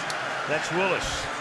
So he goes into coverage, rushes, does everything. Now this is the reason teams love to do this blitz. Just shoot them right in there. And even if you don't get there, get your hands up. The West Coast offense, you know the ball's coming out quickly. One of the great players in the game right now, no doubt about it, Patrick Willis. There may be another couple linebackers in the conversation, but not many. 3 years in the league and 3 Pro Bowls. 3rd and 15. 4-man rush. Buying time. Cobb stepping to his left, throws, goes to the fullback for a nice gain, but shy of the first down. Owen Schmidt, tackled by Navarro Bowman. So it was a 3rd and 15. They get 13 yards. It's now 4th and 2. Yeah, he was looking everywhere he could look. We've seen his eyes all night long. He probably checked 4 or 5 receivers on this one, and that was all the 49ers were going to give him. So once again, the Eagles turn away from about a 54-yard field goal or so. Right, which is a pretty wise thing to do in the wind shear that is Candlestick Park, because you give the 49ers the ball back at their own 44-yard line. So Sav Rocca comes in to punt. And that's the end of the 3rd quarter. So he waited for the quarter to end. And I wonder if they will kick the other way. End of 3. 17-10. Philadelphia. Sunday Night Football back after these messages.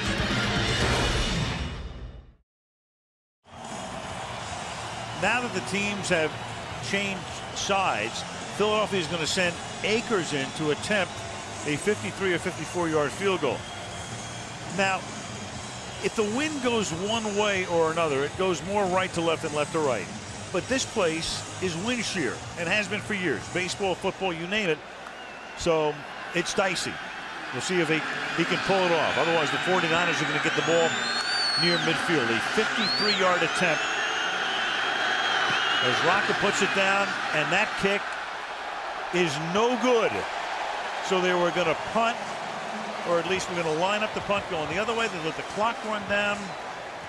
You can get duped by what you think the wind does here. And the ball, of course, goes back to the spot right now, which gives the 49ers in a one-possession game the ball near midfield. You know, it's always the toughest of calls because you hate to pass up a chance to get points, but the way your defense have been playing tonight, a punt down to about the 7 or 8 yard line would have felt pretty good right there. I kind of thought they might end up just snapping it right to David Akers and let him sort of dribble one down the field. But they go for the field goal, and now they put the 49ers in a great spot. Longest field goal ever here, 54 yards, done 3 times. So there he was trying a 53-yarder. The ball is now at the 44-yard line. And Smith buys time with the play fake, guns it over the middle, wide open at the Philadelphia 42 to make the catch is Joshua Morgan for a first down.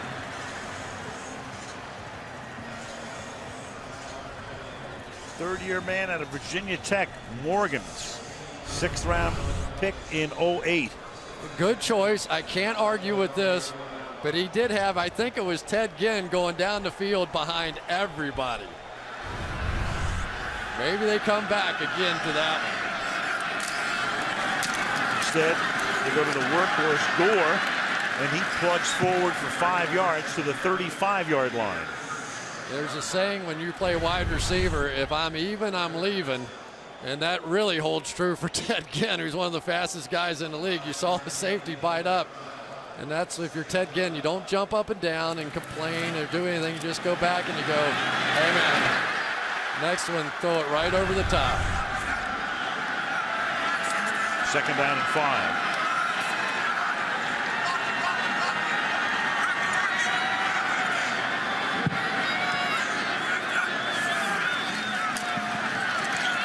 Smith, flushed, chased, loses the football, and it's picked up, and it's another turnover, and Quentin Michael is going to run all the way to the end zone for a touchdown.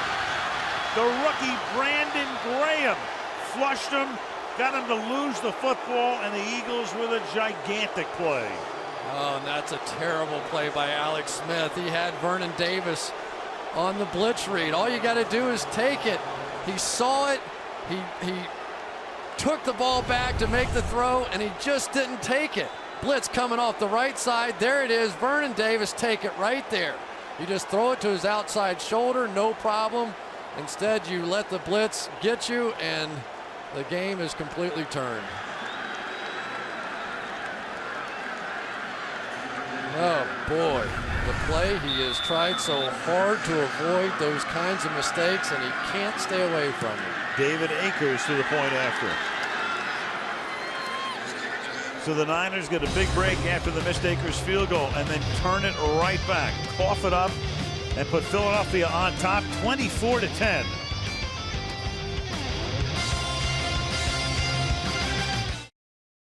Four turnovers for the 49ers tonight. 3 fumbles and an interception. And now it's a 14-point game as the kick is fielded by Ted Ginn. And Ginn, another good run back, and it's one sort of bright spot for the Niners when they're getting him back from the knee injury in week 1, takes it to the 40, back to the touchdown. Zone blitz 101 right here. You're going to have Stuart Bradley right here try and get underneath this thing as all the pressure comes from the right side. He can't get there. You just have to pull the trigger. You know you've been practicing that play all week long. Even if you throw it in the dirt, you cannot escape an overload blitz to that side. You just can't do it. And Mike Singletary is telling him how many times we have to practice that. Well, the 40-yard line, and I thought I heard the crowd chanting, "We want Carr," who is the backup quarterback, and that's David Carr, another guy who was at one point picked #1 overall in the draft. And Smith gets hit as he throws, and the pass is incomplete. And I have the full fury of the crowd coming down right now. And again, this is a Regal franchise at one point, haven't had a winning year since '02. And all the frustration right now is just bubbled over. And it's all out there now. I mean, and Mike Singletary is going to hear it. And Alex Smith in this division, as poor as it is, may be slipping away. Arizona with the big win today over the world champs. And 0-5, people start discussing things they weren't discussing necessarily before. 2nd down and 10 at the 40-yard line. And Gore doesn't even look around. And it's just it's a boo fest right now.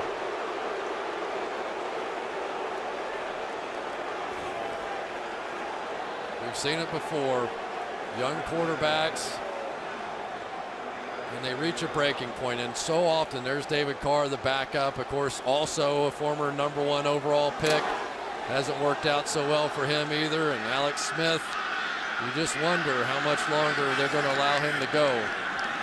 That mistake was all on him. 3rd and 10 from the 40-yard line.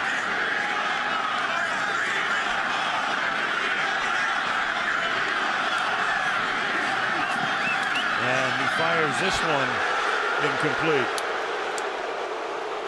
Darryl Tapp did a tap dance on him. Next chant you're liable to hear here is "We Want Eddie." As in DeBartolo. I was going to say. Yeah.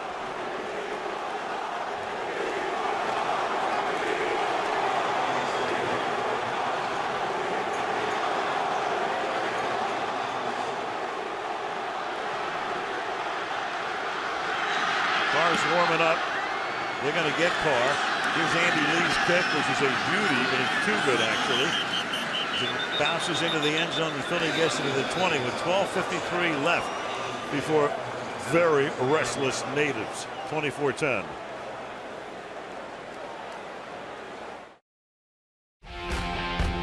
And this is McCoy rumbling through the middle and right through that San Francisco defense for a touchdown. This is Sunday night. And back we come as you've got Smith getting a talking to from Singletary. You've got Carr warming up. You have a 14-point game. And you have McCoy taking the ball to the 23. And Deshaun Jackson, who we saw with that knee injury going back to the locker room, is now back and in the lineup. Well, and that's a good thing because he was hurt apparently on the punt return. And I'm sure that's going to raise additional questions in the Philadelphia media about whether or not Deshaun Jackson, as good as he is, and certainly one of the best, voted to the Pro Bowl as a returner last year, but you take your most dynamic player and get him hurt on special teams, sometimes you wonder, is it worth it? Blue 88. 2nd and 7. Cutting it back, McCoy to the 26-yard line, and McCoy tonight has chugged along, and he's approaching 100 yards on the evening. There it is, 16 for 96 for a guy with a cracked rib. Yeah, pretty gutsy performance out here tonight, and probably the biggest change, although he did it that time, is he quit making runs like that last one, those east and west runs, and has been running north and south, and Mike Singletary giving his troops a little north and south right now. Well, at what point do you tune out is the question. There's been a lot of north and south. 3rd and 5. Cobb knocked down. And the crowd sort of gleeful about that, but I think more gleeful in that Carr is going to come into the game. So, I mean, the other quarterback is always the most popular guy. Not always. I mean, if it's Elway or Peyton Manning, he's not. But in this case, he certainly is. Yeah, and I think you raise a legitimate question. At what point do you tune him out? At what point do you say, you know, okay, Alex understands now he completely screwed up. He's going to the bench. You know, what else could you do to him other than bench him? Here's Rocca. And it looked like a fair catch was called for. There is no flag here. The ball bounces and bounds out of bounds.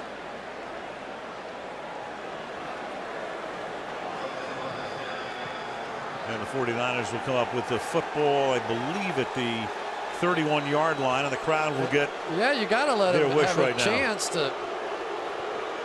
There is no touching by the receiving team. The receiving team player was blocked into the football. 1st down. Okay. Timeout. 11-10 remaining, and we'll see who's coming in here.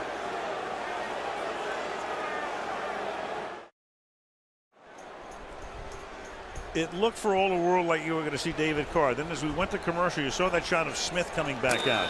Then he came back over to talk to Singletary, but he is going to stay in. I think partially because there's Carr on the bench and the crowd hates this. But the 49ers are still in the game, and after that quick turnaround, you got to go, as Singletary says, with the guy you brought to the dance. Maybe not. Flag down.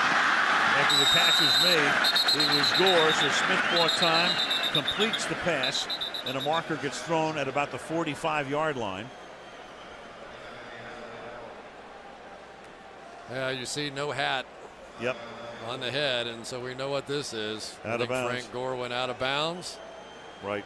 On his own, I should say, as well. He wasn't forced out, and then caught the ball. And it's unfortunate because standing right behind him was another receiver. Illegal touching, number 21 offense, went out of bounds and was the first player to touch the pass. 5-yard penalty, 1st down. And you really, it's kind of hard to understand why this happens, but there's Gore right there stepping out. Now he cannot be the first to touch. But there's Josh Morgan right behind him. If Frank Gore just let it go, he would have the completion anyway, and that's all Alex Smith needed, was help like that. 1st and 15 now. Under 11 to play in a 2-possession game. Smith drops it into the arms of Gore, who have been shadowing him pretty well tonight. And here was, during the break, Singletary and Smith on the sideline.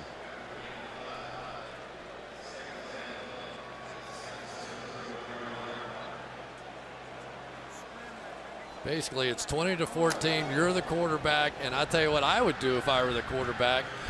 And you're talking about a pressure drive for a young man. This may be his last. Well, I didn't see him. He said 20-14, but the score is 24-10. Which is a little different than 20-14. 2nd and 10, and the catch is made on a slant by Dominique Ziegler. And he has a 1st down, tackled at the 42-yard line by Quentin Michael, who earlier in the quarter scored the first touchdown of his 8-year career. Well, there you go. That's what he should have done on the other play. Same blitz coming off of this side. Instead now of running out of the pocket, he stands in, throws it right where the blitzer came from, pick up the first down. Beautifully done. From the 43.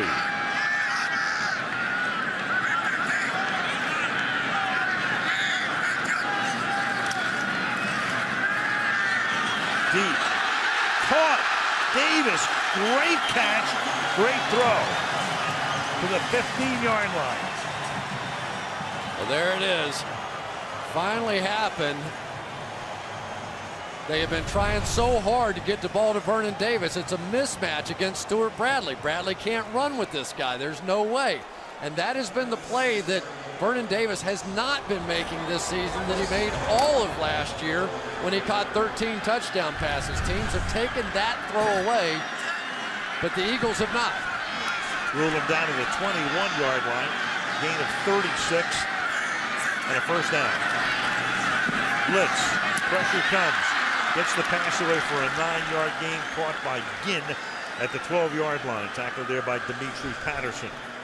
Same blitz again, and I don't blame him. That's the same thing I'd be doing, making sure Alex Smith could figure it out because he blew it the last time. Again, blitz coming here, throw it where they come from, complete it.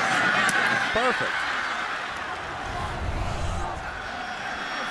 2nd and 1. Ticking down to 8 minutes to go in the fourth. Segura on the inside, and that will be a first down, setting up a 1st and goal at the 7-yard line. And the good news for Smith is he has been very proficient in the red zone this season. He's down in where he's pretty good down here. I'll tell you, it's not been Frank Gore's best night tonight, though, has it? A couple of fumbles on the night, step out of bounds on that other play. You know, you have a young quarterback, you got to have your star running back give his best. 1st and goal.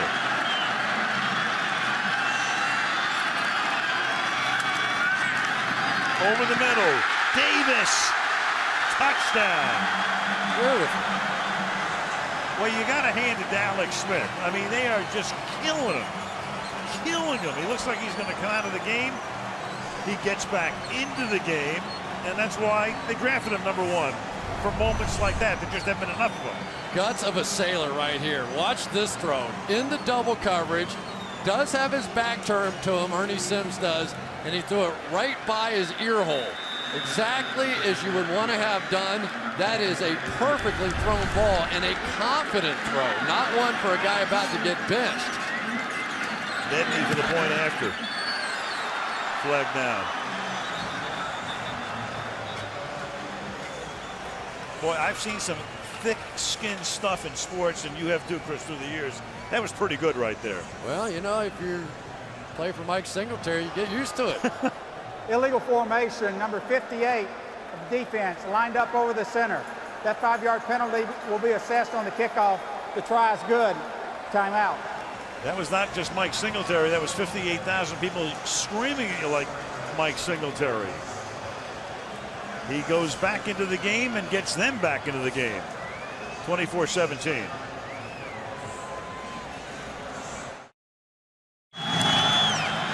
Where the game is now a very interesting game at the moment. As Jorah Calvin takes it 1 yard in the end zone, and Calvin gives him a nice run back out to the 37. A rookie from Troy. Go back to the touchdown pass, and then you see Smith coming off the field. This is one of those that you make when you've completed about 10 in a row, not when you're on the borderline of getting benched. And Mike Singletary says, thank you. That's all I wanted. How hard was that? You're welcome. Now it's showtime. Now the pressure back on Kevin Cobb to answer with a drive. Ball at the 36-yard line, first down.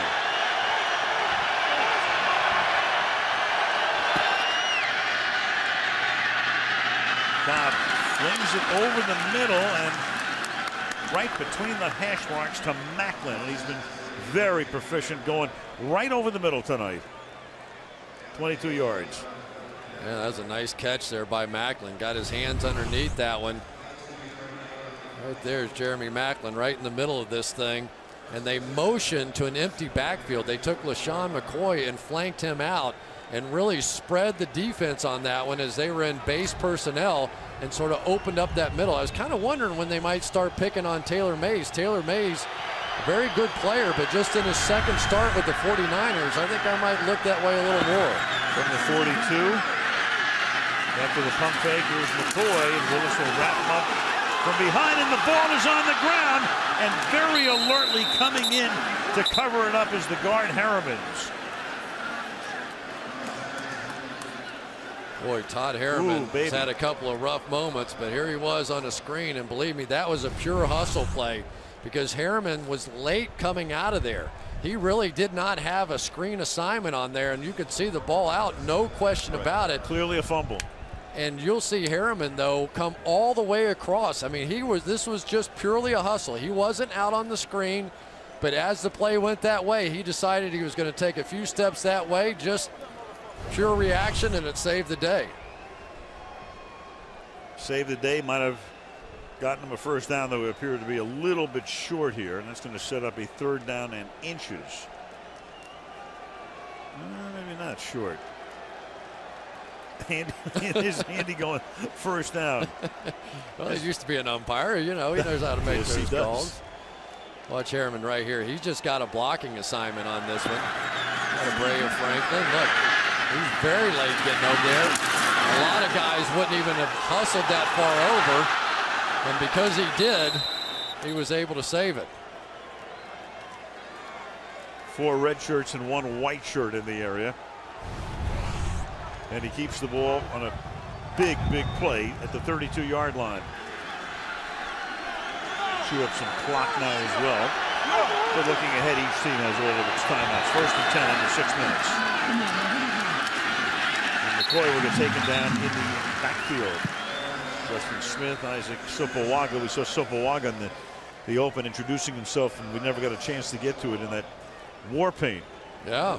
From Pango, American Samoa. Very proud of his heritage and sticking his tongue out and having a little fun. And he's been playing well this year, too. They out of all the guys they talk about up front, he's the one from training camp on who's probably advanced the most. 2nd and 10.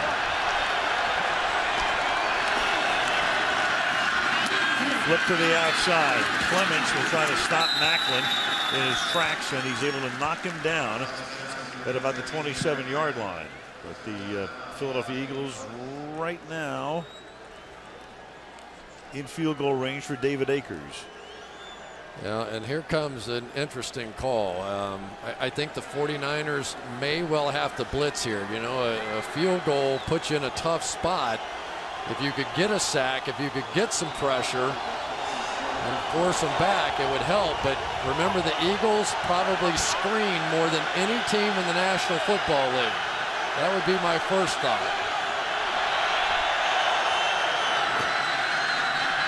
Instead, fired over the middle, and it's incomplete.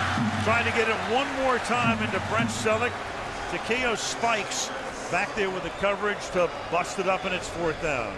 Yeah, the old warrior, Takeo Spikes, just good enough on this one. Number 51 right in the middle of your screen. One-on-one, no doubt.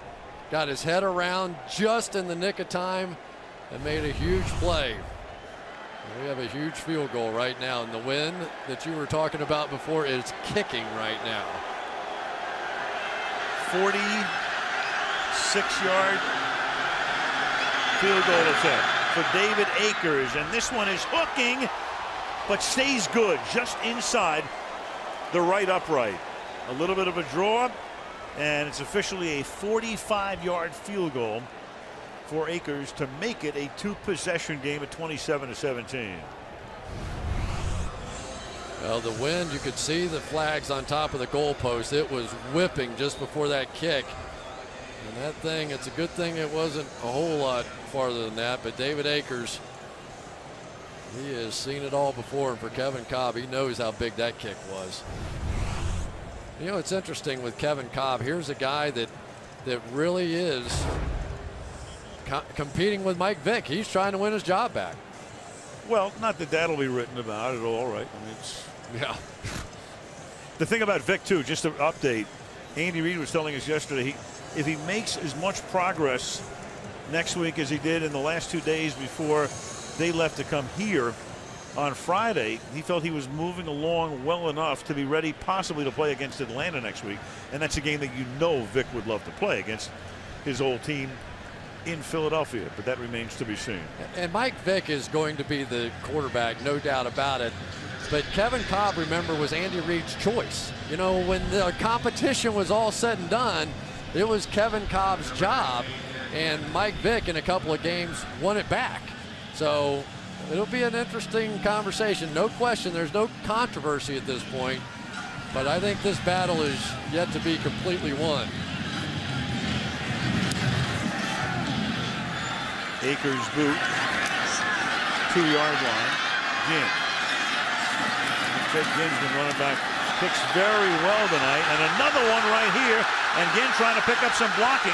He's into Eagle territory, and they angle him out of bounds at the 40-yard line, and it's David Akers who is there along the sideline. So another great run back for Ginn, 61 yards.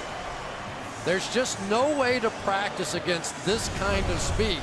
It looked like Ginn was going to be bottled up about halfway through this, almost went into like a neutral gear, and then shot out the backside.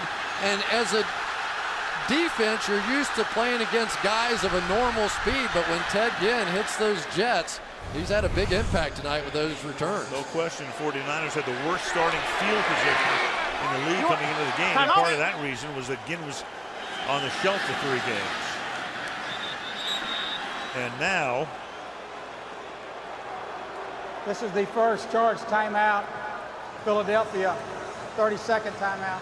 So Philly takes a timeout on defense. Take a look at Smith. That last drive when everybody wanted Carr in the game, everybody in the stands, that thought he'd be in.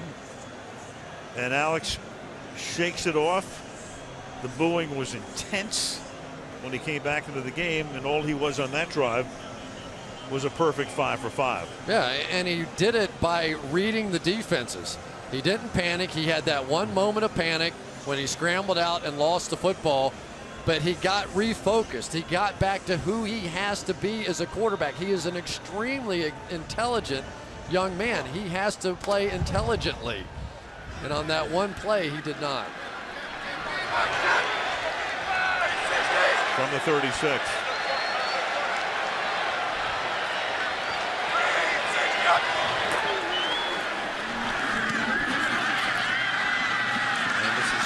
Crabtree. Short gain. Clock ticking down to 4 minutes.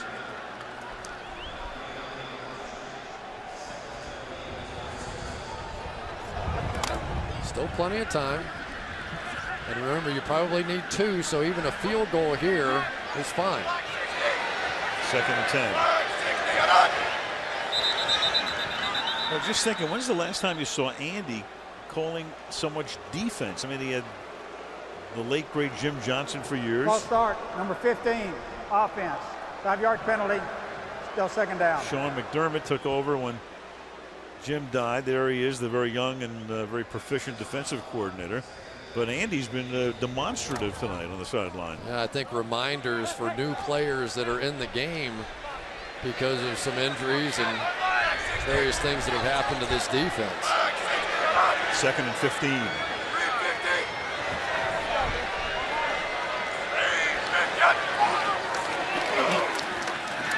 Smith, flush, look out. Avoids a shirt tackle and then takes it to the 30-yard line. Jaquay Parker came up, almost got him by the shirt, and then Smith is able to ramble for a few more yards. 11 total on the play to the Philadelphia 30-yard line. 49ers go no huddle here. 3rd and 4. Picking up the pace. They have all of their timeouts and the 2-minute warning, but they're down by 2 possessions. And Smith will throw, and that'll be caught by Crabtree, who does a little spin around and is still able to pick up the first down at the 25-yard line as Quentin Michael makes the tackle. Yeah, but again, Alex Smith making the perfect read. They come with a blitz off of Crabtree, throw it to Crabtree. Philly comes. Smith flushed out, throws, caught. Crabtree against skirting that sideline and gets inside the 10, and that's going to make it a first down and goal. Nice job by Crabtree on that one. Stuart Bradley had the assignment to cut off the wide receiver coming across Crabtree. He missed, and that left all the green grass, but it wouldn't have mattered if Alex Smith didn't escape on that play to make the throw.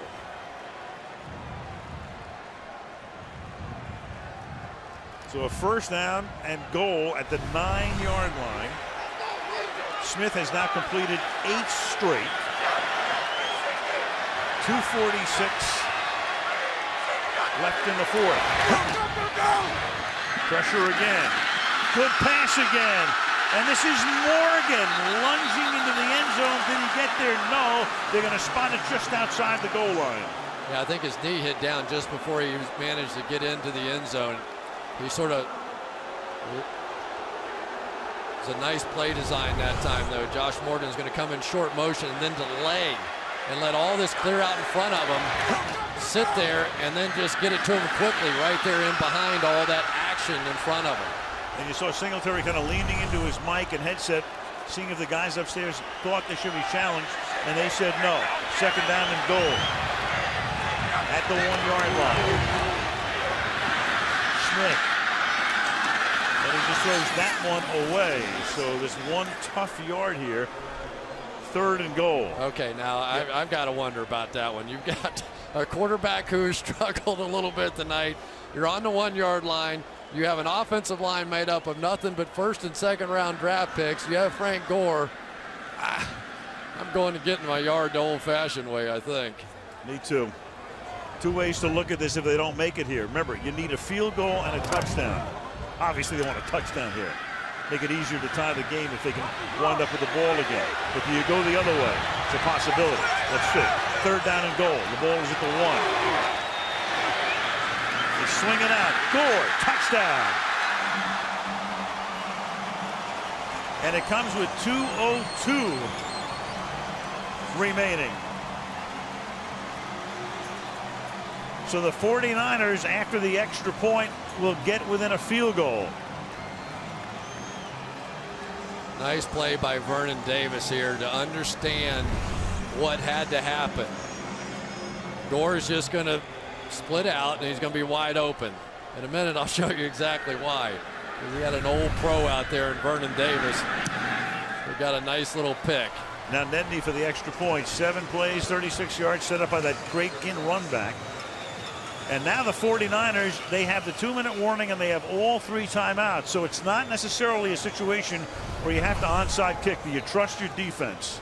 Right here, watch Vernon Davis come out here and not pick, but just set a little edge and allow Gore to get to the outside without anybody on him. That's the way you do it when you're a pro. You don't make it obvious. You don't run down there and slam into him. Just go set the edge and allow your guy to make the play. Pretty creative play call there by Mike Johnson. That's some of the things that they saw in him and the reason he's the new offensive coordinator. Well, the 49ers have lost their only other home game in excruciating fashion. And there were little similarities tonight. They lost to New Orleans. Nice comeback.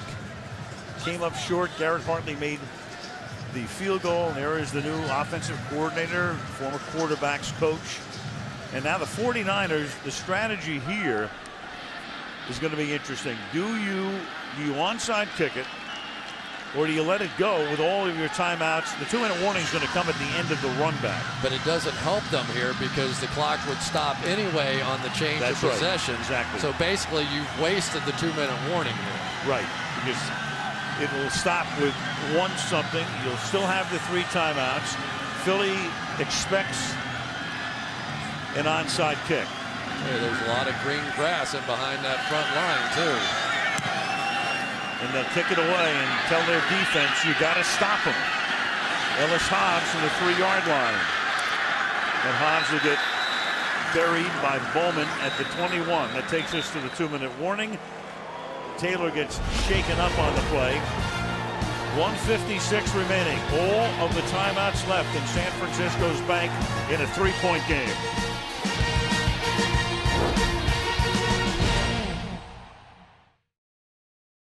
At the 20-yard line. It's up to the 49er defense to get that ball back. And they begin with a nice play right there. That's Smith. And San Francisco takes its first timeout.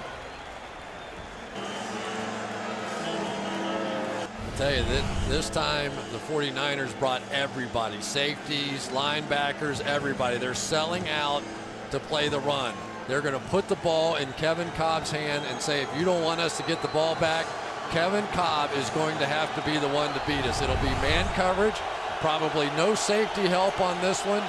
Somebody is going to have to make a play on the outside, and Kevin Cobb's going to have to make a big throw. Jackson works his way out of the slot. They swing it out. McCoy, look at that move, and that gains him another 5 yards. He fakes Clements out. Instead of it being 3rd down and 7, but he it's went going to be down. 3rd and 2. Yep. Why did he go down? I mean, that's the ball game. He picks up that first down and he slides to the ground. He's mad at himself right now. Yeah, so are a lot of Eagles fans right now. There's no reason. You're a running back. You don't go down. You don't slide like a quarterback does in that play. That's ridiculous. Ball game. Put it in the win column right here. What is that? Yeah.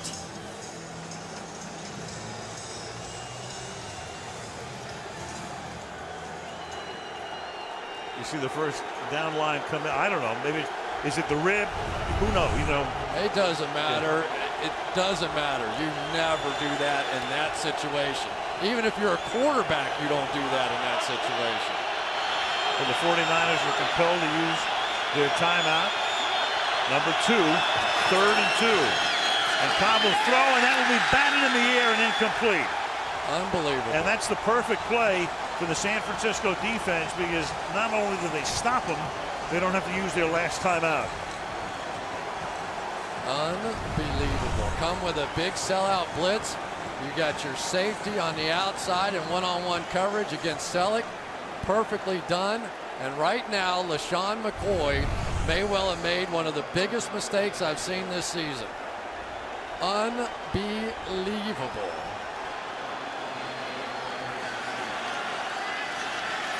Ginn sets up at the 25-yard line.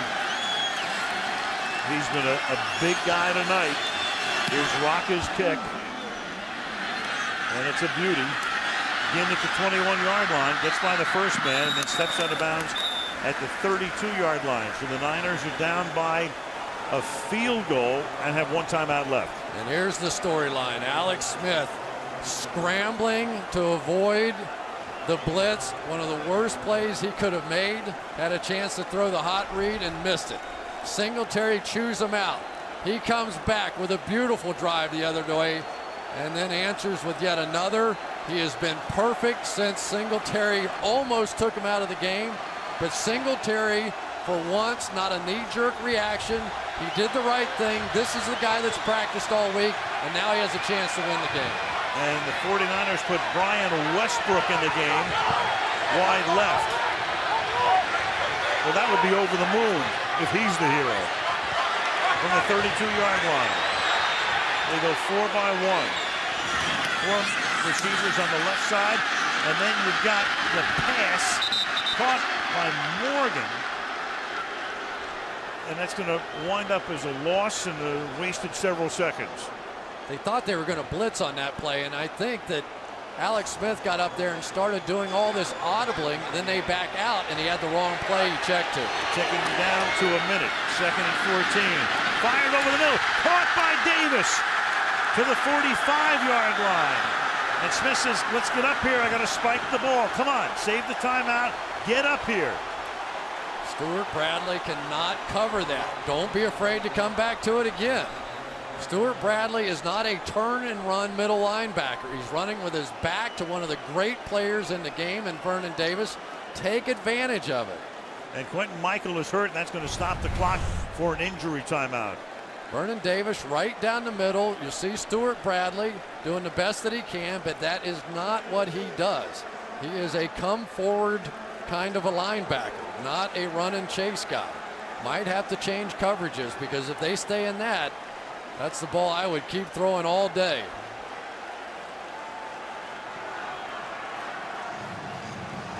So Michael has to come off for at least one play. Kurt Coleman, a rookie from Ohio State, is now in the secondary, something that should not escape the 49ers at this point.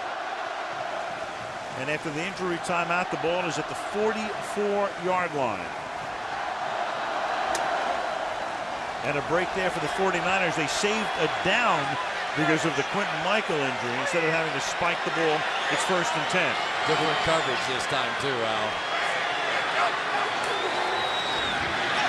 Pressure. Batted. Oh, boy. Wow. Frank Gore might have scored. Well, the pressure that time. Oh, my goodness. Jaquay Parker came in there and forced that whole issue. Frank Gore turned around on this one and looked what was behind him. Had that ball come over the top. It's a blitz. Frank Gore sneaks out. Look at that. There is one defender and one blocker down the field. The perfect call. And the ball gets deflected. 2nd down and 10 from the 44-yard line.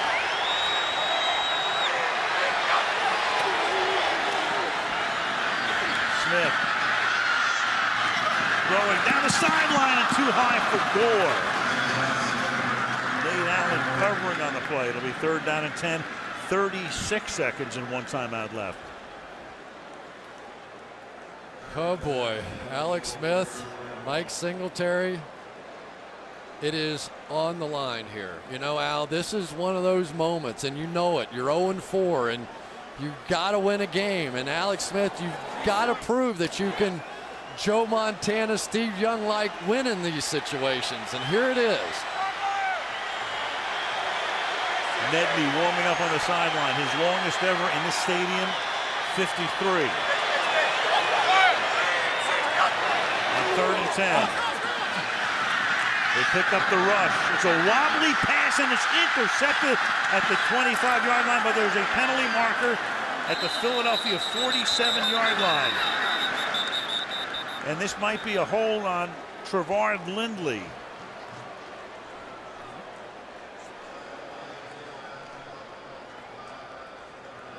Walt Anderson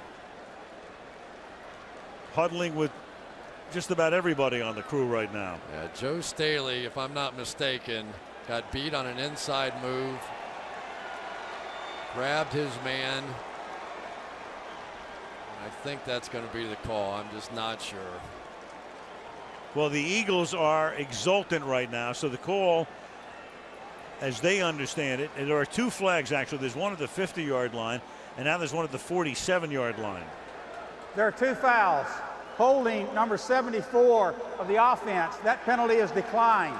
The result of the play was an interception, and after the play, personal foul, unnecessary roughness, number 15 of the offense. That 15-yard penalty will be enforced. 1st down. So 2 fouls and a pick, and 0-5 on the horizon. Yeah, there's Joe Staley. Trent Cole, remember, had to come back in. He had an injury. But then it was Trevor Laws, I believe. And that is called a pick tough stunt, and it works a lot. I'll try to talk about this a little bit. You'll see the inside tackle come out into the tackle and then take a direct line into the quarterback. It's an old trick, but a good trick. And it worked to perfection right there. And that interception for Lindley, the rookie out of Kentucky, a 4th-round draft choice this year. And he has just cemented the ball game for the Philadelphia Eagles, who are 3-0 on the road, 0-2 at home. San Francisco stays here. They get Oakland next week. And Andy Reid, shirt sleeves and all, and it's become a coolish night, will leave town, and that will be a much nicer plane ride into the night. And for Mike Singletary, I'm sure he's thinking, what does it take for us to get a win? It all fell into place. at the end of the game and just could not make the plays again. Blown out twice, the 49ers have now suffered 3 excruciating losses.